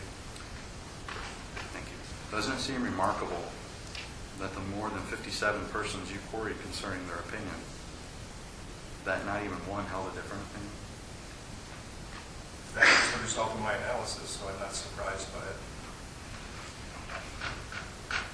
Really, your testimony is really a statement of your opinion, really no more, no less. Is that correct?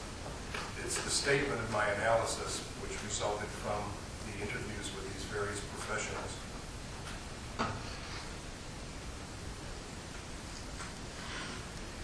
A fair summary of your opinion, and that's my last question.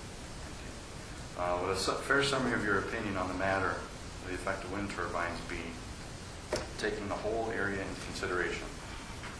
While there may be a short-term reduction in individual residential property values, you don't believe there will be a long-term negative effect on property values as a result of introduction of an infinite number of industrial wind turbines, regardless of the size or height to the footprint of the proposed Green River wind farm?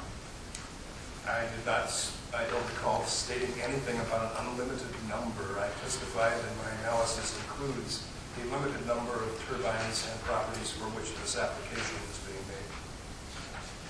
Thank you for your time, Mr. Crowley. Thank you, Mr. Kelly. By show of hand, any other people who have not already been given an opportunity to cross-examine Mr. Crowley, any other questions? Oh, sorry.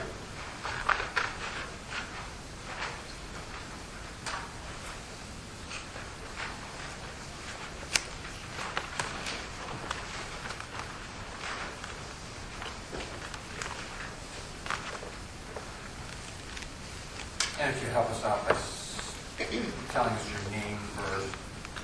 My name is Marcia, M-A-R-C-I-A, Thompson, T-H-O-M-B-S-O-N. My first question is, if property near a bunch of turbines did not sell, how can you say that the value did not change? If the property hasn't sold, obviously there is no change in value. Could it be that the value, maybe it didn't sell because the value went down so much, and that's why it's not selling? Well, there are any number of influences that can affect values and selling prices at this point, not the least of which is the change in the overall market from, say, 2008 or thereabouts through today. Okay. You said you contacted people around one of these turbine areas. You talked to people?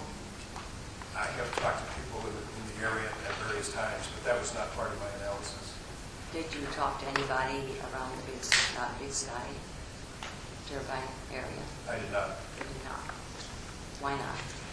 That was not within the scope of my analysis. Well, I'm thinking it's close around here. I would think that would be better than You're telling things, once you got to be careful with that. In your expert opinion, would you say that two homes, identical in size and amenities, in the same township, same county, 4 or 5 miles apart, same school district, same surroundings, for the previous years had been assessed at about the same value, but one of them now has turbines around it? If both people wanted to sell the property, would you, what would you believe that which one would sell quicker or get a higher price? Based on my analysis, I found no indication that the existence of the wind turbines adversely affected the property value. The problem with dealing with specific instances with two properties is that there are many other influences that may not be evident that could affect the saleability, marketability, and the market price of each of those different properties. But these two houses were built by the same company, and, well, what if one piece of property was yours and one was mine?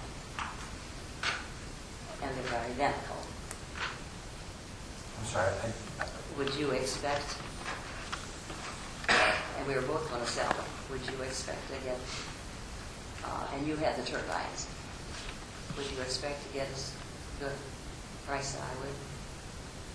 Once again, based on my analysis, I found no indication that there would be any difference. thank you. Show of hand, any other folks who have not had an opportunity to cross-examine this witness? All right, Mr. Crowley, thank you. You missed it down. Judge Slavin, I've had an opportunity to cross-examine him, but I do have 3 follow-ups on testimony he offered tonight.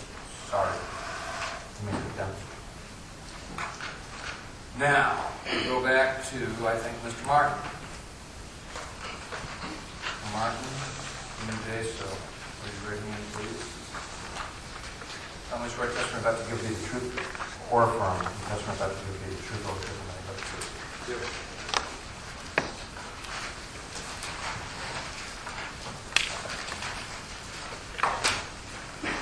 The board's rules do not provide for recross or redirect, so we're going to move along with Mr. Martin, and we left off Mr. Martin a couple sessions ago. And Mr. Porter, you've begun cross-examination. That's correct.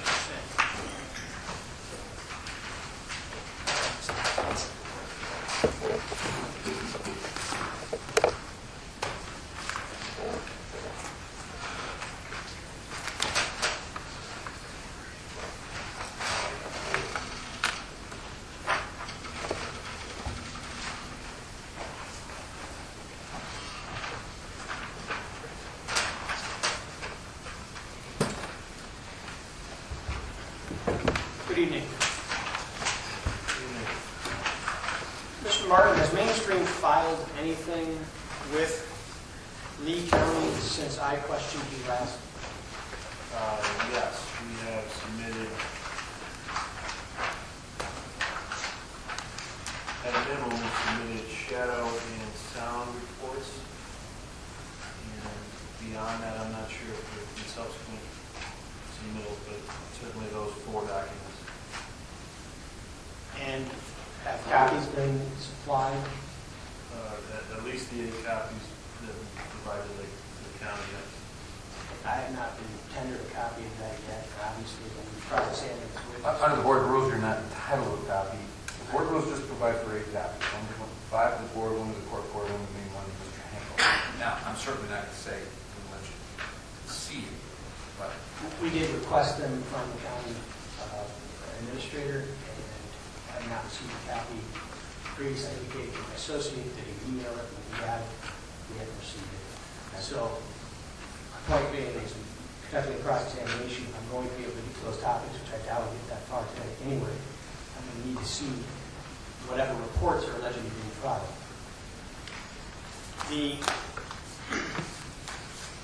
So all that you know has been filed is some type of noise analysis and some type of shadow analysis. Not just some type, but those reports provided by GL Garage, yes, for 4 separate reports. 4 separate reports for what turbines? The Siemens 2.3113 and the Siemens 2.3101. Again, those are not turbines that have been selected for this site. Those are exemplars that you decided to use. No, those are certainly very viable options, and those are the turbines that we've selected for the application today. Oh, okay. I want to be very clear. I asked you, those are not turbines that have been selected for this site. Your response was no. Are you indicating that you are indeed selecting the 213 Siemens for this project? I'm indicating that we have applied for the Siemens 2.3, 113, or 101 with very specific information, and that we are asking for the county's approval of the process to approve subsequent models beyond that.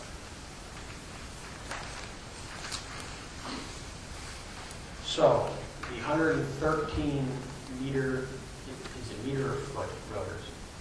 It's a 113 meter rotor diameter. The 113 meter rotor, the 101 meter rotor Siemens models are just exemplars. You have not selected those for this project, correct?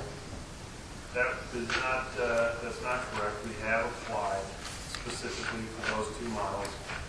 Whether they will be the final product of the wind farm remains to be seen, but that is the application that we've applied for to date.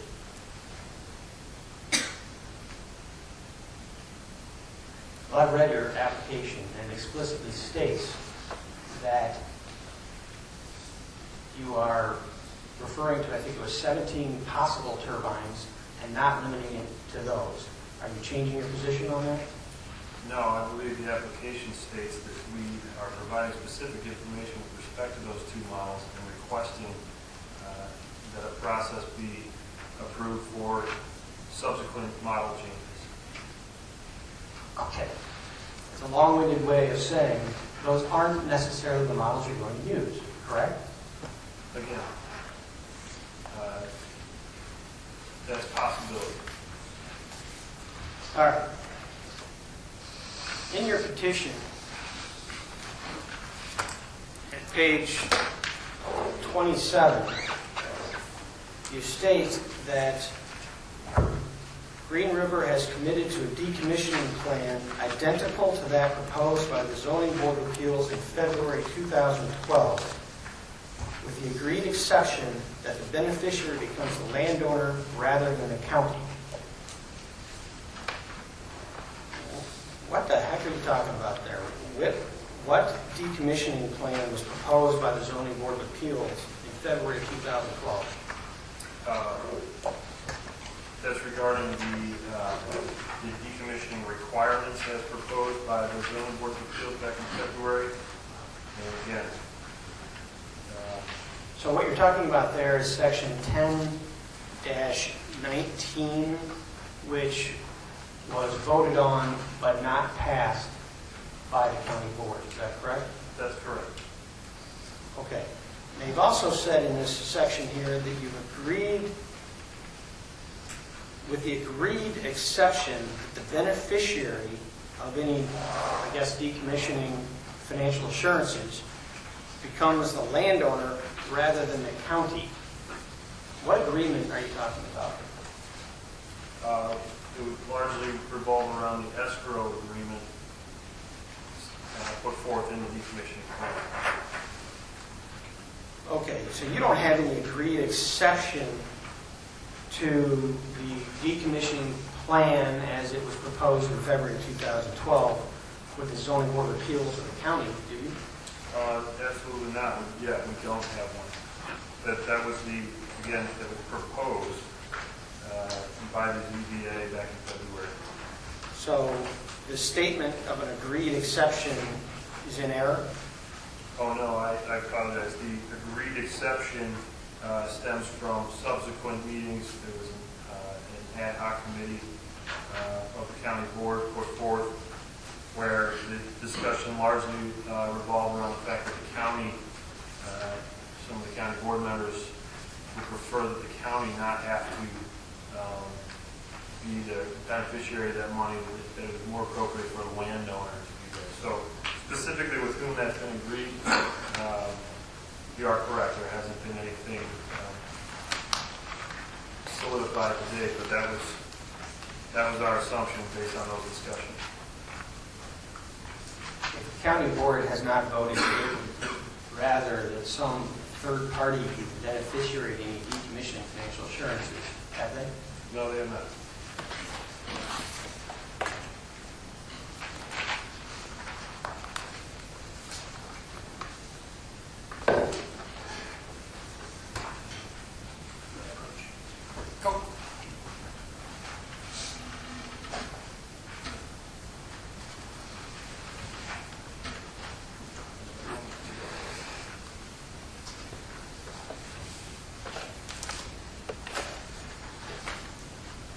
I've handed you a document that's been marked as Exhibit 20, which is entitled a decommissioning plan. And I'm hoping a copy gets over to the ZBA here. And the executive summary states that it is the decommissioning plan for Lee County, Bureau County, and Whiteside County. And it actually has cost estimates related to Lee County. Has that document actually been filed with Lee County yet? It is not. We have provided a copy to the zoning office of this draft Whiteside plan, but specific for the details here in Lee County that has not been filed yet, no. And do you have any intention of filing it so that the ZBA can review the decommissioning plan? Provided that occurs prior to the end of testimony, I would be happy to do that. Okay, why is it that you filed it already in Bureau and Whiteside but not here? Purely just availability of staff to discuss the details of the report. Availability of staff to discuss the details. No, So let me understand what you just said here. You didn't want to file it until you had it, approved by the Lee County zoning administrator? No, not at all. It's actually more along the lines of enough hours in a day to have meetings regarding this. We've had subsequent discussions with Whiteside and Bureau counties regarding the decommissioning plan. We've got, as I've stated, in both counties, this is a draft plan. We continue to get edits. We felt that it was appropriate to gather those edits before sitting down with Whiteside or with Lee County and discussing their edits. Okay. Well, you've actually submitted it to the Zoning Board of Appeals in both Bureau County and Whiteside County, correct? Actually, this plan, I believe, I submitted to the Planning and Zoning Commission in Whiteside County. The plan in Bureau County was submitted to the Transportation Committee. So, no, that's not correct. It has been filed in both Bureau and Whiteside with the public body upon which you're having your zoning hearing, right? Technically, I don't think the Bureau specific one has been filed with the ZBA, no. I've already cross-examined you in relation to it in Bureau, correct? Pardon me? I've already cross-examined you in relation to it in Bureau, correct? You submitted this, and it's the Whiteside draft plan. What I'm telling you is that there is a more recent Bureau-specific plan that has been tendered to the Transportation Committee in that county. I believe we're in Lee County tonight, so perhaps that discussion is more appropriate. Well, it would be, except for the fact that this plan states that it is for the entire project, Bureau, Lee, and Whiteside, correct? Yes, there is a sentence to that effect. And as a matter of fact, your plan is contingent upon the entire project being decommissioned at the same time, the entire project being defined as Lee, Bureau, and Whiteside, correct? That's correct. And just so, and I realize that the ZBA here hasn't had the opportunity to review completely this 15-page document because it actually has never been filed by you. But if you take a look at page 10, the punchline here of the net decommissioning costs that you are proposing for Lee County is a total of $13,721. Is that right? That's correct. And so if my math is right,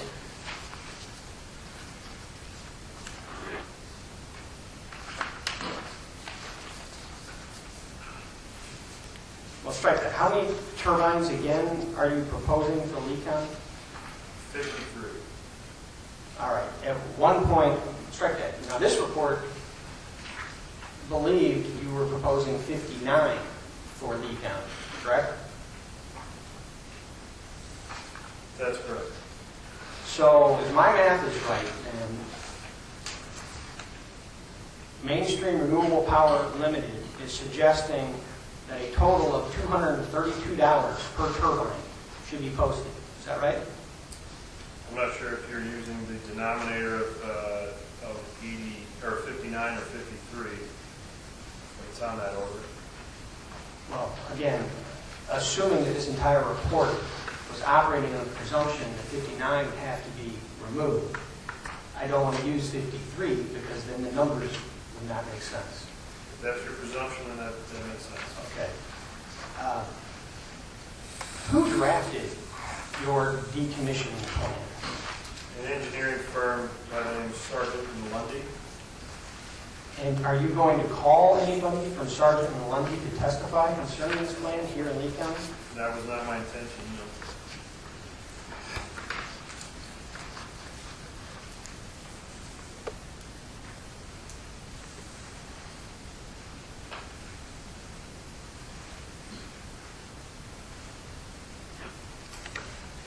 Now, you've referenced that you're going to be in compliance with the 10-19-9 decommissioning language as it was suggested in February of 2012, right? That's correct. And that language explicitly requires that the decommissioning plan identify the triggering events for decommissioning. Is that correct? That's correct. And where in this plan does it describe the triggering events for decommissioning? Again, this is a draft provided to Whiteside County, so this is not specific to Lee County. Just answer the question, please. Certainly in 5.0 Appendix A, as in this draft, it discusses 12 months at the end of project life, abandonment or revocation of permits. Those would be triggering events. I'm sorry, you ran that by me very quickly. Where at in this report? Page 13, 5.0 Appendix A. The very first sentence states, the owner will decommission the project facility located in Whiteside County within 12 months of the end of the project life, abandonment or revocation of any permits. Okay. Where is the end of the project life defined? I don't know that it specifically is. All right. And likewise, where is abandonment defined? I believe it might have reference to the county-specific definitions if they exist, but I don't know that they do, so I'm not sure. Actually, isn't it true at page 5, all that you say is that project facilities will be, strike that, you know, start over. Isn't it true at page 5 that the report states project facilities deemed abandoned through the appropriate county procedures will also be decommissioned? That's correct. So you don't define anywhere what the circumstances are for an abandonment, right? Actually, no. I believe that, again, that references should a county have an abandonment definition, that would suffice. I believe the Bureau might have one. I'm not positive on Whiteside. At one point, there was one proposed for Lee County, I believe. So, to the extent it needs to be further defined, again, this is a draft at this point. Okay. And so you would agree that the description of the circumstances that will trigger decommissioning are not contained presently in this draft? Specifically, no. Yeah, I would agree with that.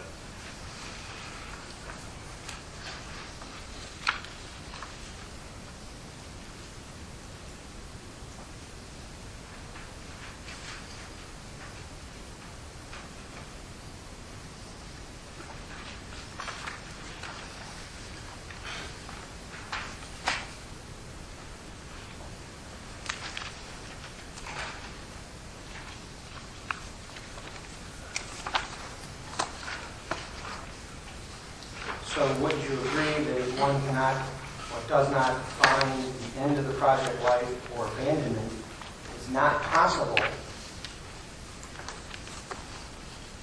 to guarantee when decommissioning will be required?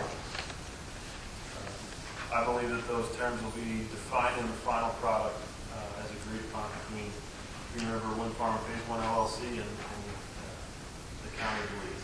Well, my understanding is you intend to just do this with the zoning administrator. You're not going to submit this. You're telling me that. I'm sorry. No, I'm going to finish it, Your Honor, but it isn't true. Your application makes very clear that your intent in Lee County is to submit the decommissioning plan only to the zoning administrator before a building permit is issued, and not submit it to the zoning board of appeals, right? No, again, if you go back a few minutes, I already stated that should the report be completed or further edit completed for Lee County, we will submit it to the zoning administrator. We assume that the county engineer is going to be involved, but at the end of the day, the county board is the body on which approves such a plan. Is my understanding. Okay, so any language in your petition that indicates it's going to be submitted to the zoning administrator before a building permit is erroneous, right? Well, it will absolutely be submitted to the zoning administrator prior to the building permit, but in terms of who then has to be the countersignee, the approver of the plan, then we assume that that's going to be passed to the county board. All right. If I understand all of that, it is your intention that during this public hearing process to eventually file a decommissioning plan, which I and my experts can review, and this zoning board of appeals can review, right? Again, that was not our intention to submit that as part of this review, but to the extent that it is complete, we'd be happy to do that if the proceedings are still going on. Well, don't you agree that whether or not there are sufficient funds being posted to assure the decommissioning is highly relevant to whether or not this project should pass special use muster?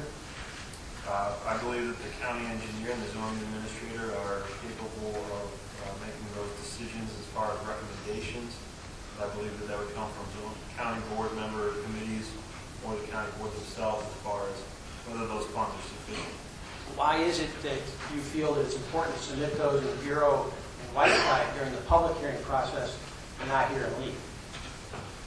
Perhaps you misheard me, Mr. Porter. We submitted those in Whiteside County, I believe, because we were specifically requested. And in Bureau County, we have not submitted them to the ZBA. I would imagine that at the next hearing, since the Transportation Committee has them, that Ms. Donarski will also submit them to the ZBA. Again, to the extent they have been submitted here in Lee County, this is what has been tendered to Lee County to date with a commitment of further edits to it with discussions on with the relevant parties. When did you submit this to Lee County? Because I issued FOIAs and acquired applications and did not receive a copy. Actually, when I first sent an email to Chris Donarski and somebody else, I meant to put Chris Henkel and it went to my surveyor. So specifically when and if I got it to Chris Henkel, I'm not aware of an exact date and time. Was it this week? No. Even prior to that, if I submitted it at all. And I cannot remember if it was an electronic copy or a hard copy. It was intended to be exactly what you have here, the Whiteside draft only at that point. Okay, you threw in a little vagary there by saying if you submitted it at all. Do you now not know if you've given it to Lee County? Yeah, again, technically, I don't remember exactly what time and date. If I did, I'm not positive. I'm not sure.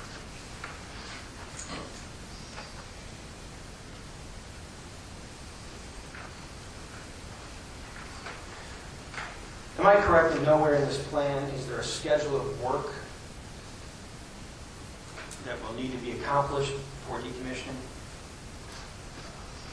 Yes, I disagree with that. There's section 2.2, page 6, facility removal and site restoration goes through several of the steps, if not all of them.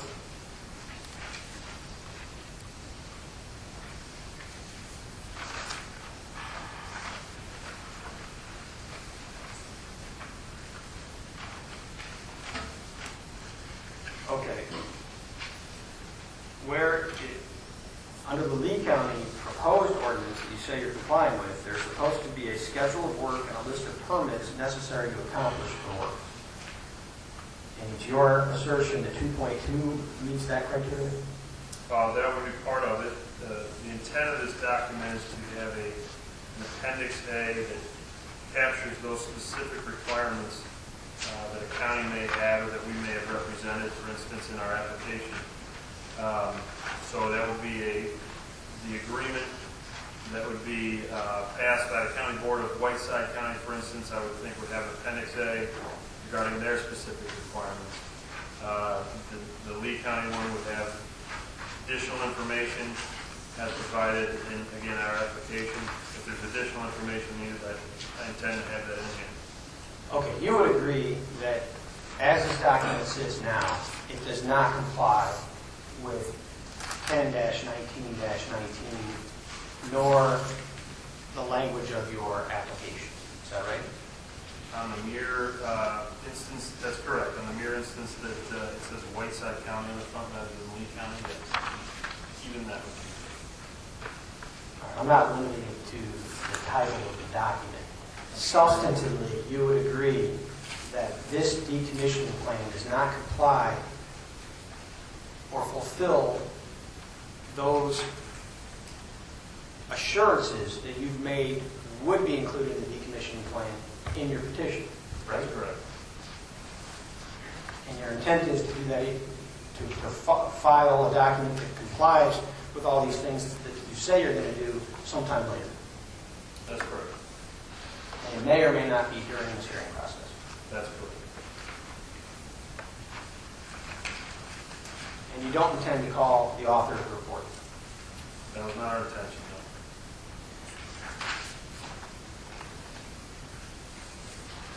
How many facilities has Mainstream actually decommissioned? None. How many facilities has Sargent and Lundy Consulting actually decommissioned? I can't speak to that. I'm not sure. So you have absolutely no experience that would lead you to corroborate any of the cost estimates that are contained in this plan, correct?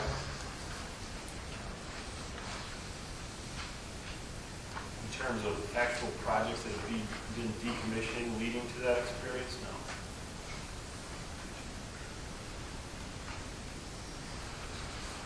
Now, attached to the last page of this decommissioning plan is a decommissioning estimate, wherein it appears that the total cost to remove the 87 wind turbine generators, the substation, the switchyard, and the O&M building, according to RMT, is $10,367,750, right? That's correct. And yet you're only posting $13,000 in financial assurance for Lee County, right? Yes, again, that, as discussed in those February recommendations, the salvage value was to be taken into account. And so in May, when the prices were checked, there was a significant salvage value of steel and copper in particular, and it amounted to approximately $10,200,000 of net value in salvage. You understand that salvage values are highly volatile, correct?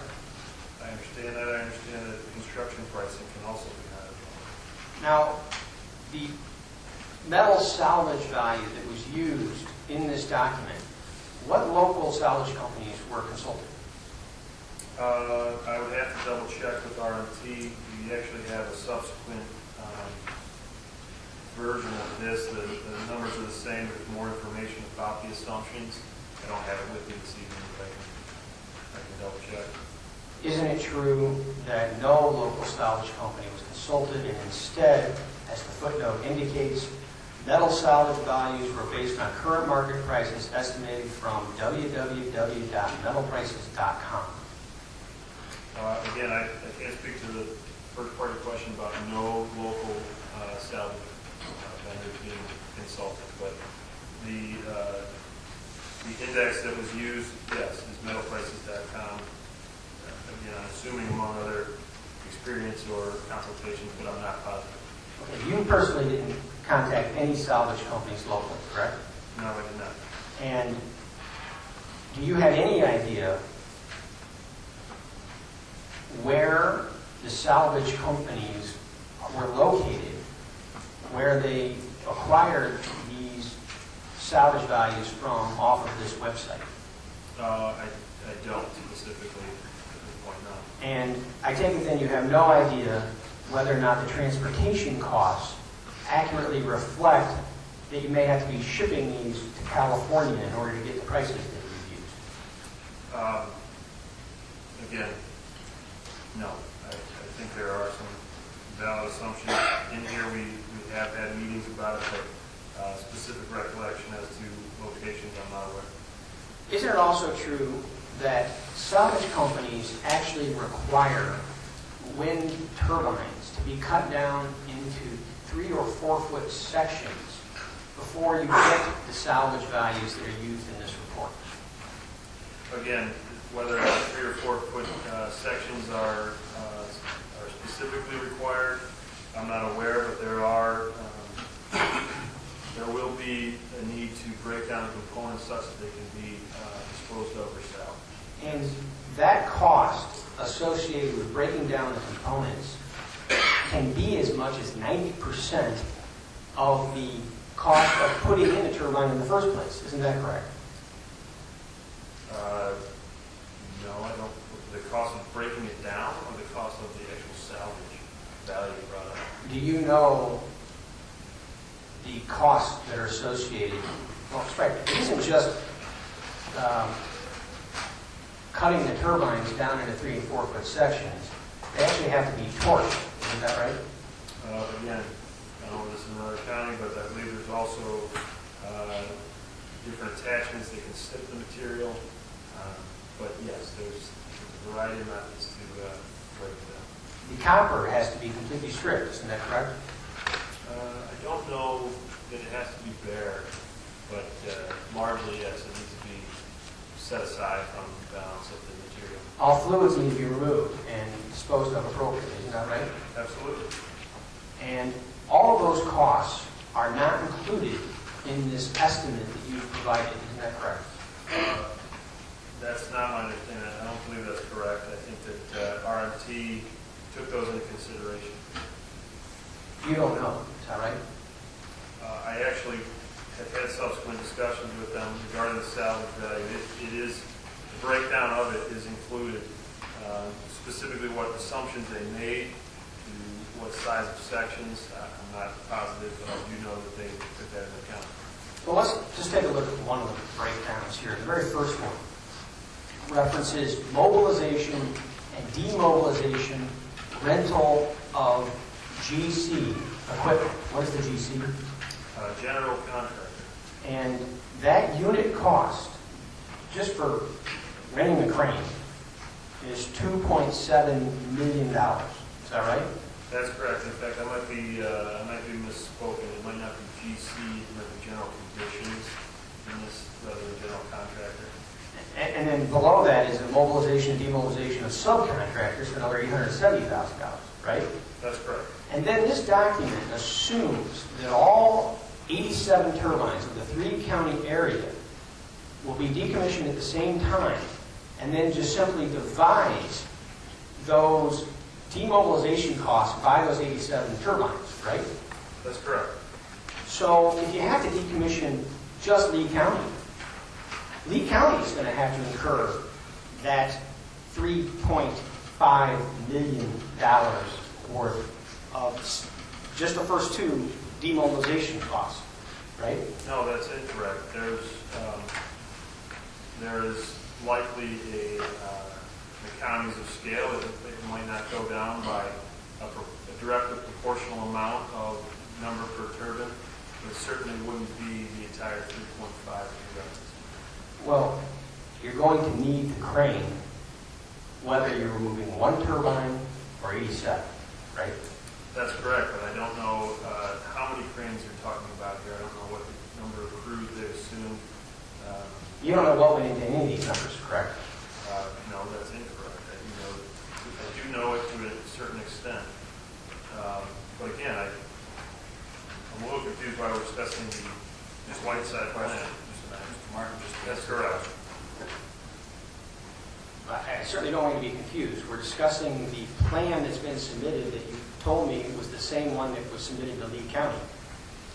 Am I wrong about that now? Is this not the same one that was submitted to Lee County? No, I believe it is the one that was submitted to Lee County. Okay, so I don't understand your confusion. You too, Mr. Porter. Gentlemen, now there's a little tension, but you ask the questions, you answer the questions. You're right, Your Honor. I apologize. Sorry, Your Honor.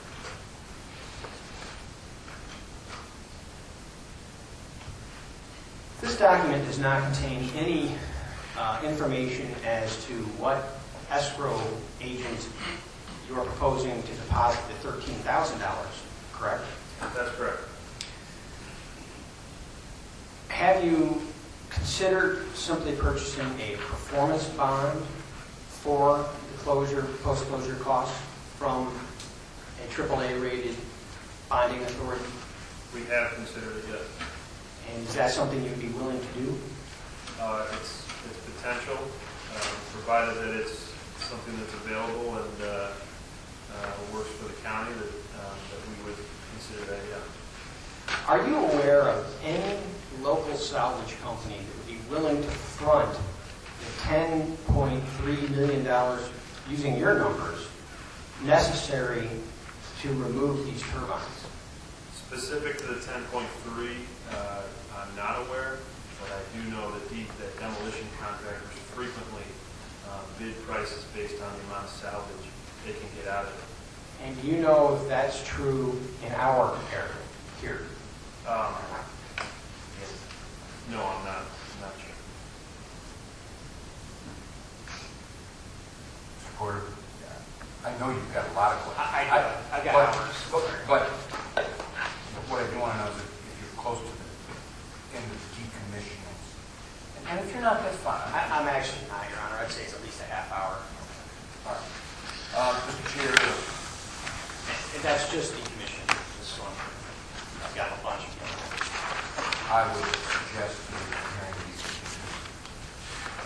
Thank you. Just a couple of items to work with as we conclude this evening's continuation of the public hearing.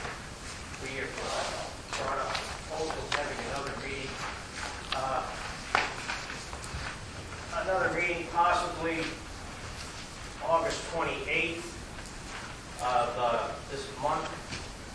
And at that time, we could have the notices properly addressed and these things done. I'd entertain a motion from someone at the board if they would like to move to address the next meeting as of August 28th at 7 o'clock, similar meetings. I'll make a motion, we have the next meeting August 28th. Thank you, Tom. 7 o'clock. Is there a second? Well, I don't know about you, but you haven't checked with him. I won't be here. Chris? I won't. I mean, nobody No, else. that's fine. Chris? Is there any other dates that you guys want to discuss while you're hired tonight? I'm good. Any When are you open, Mr. President? Tim's okay, but I'm other than other than times we have booked, I am.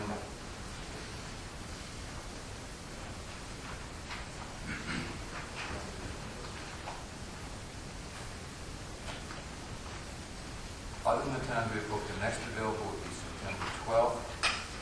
Okay, nothing in August then?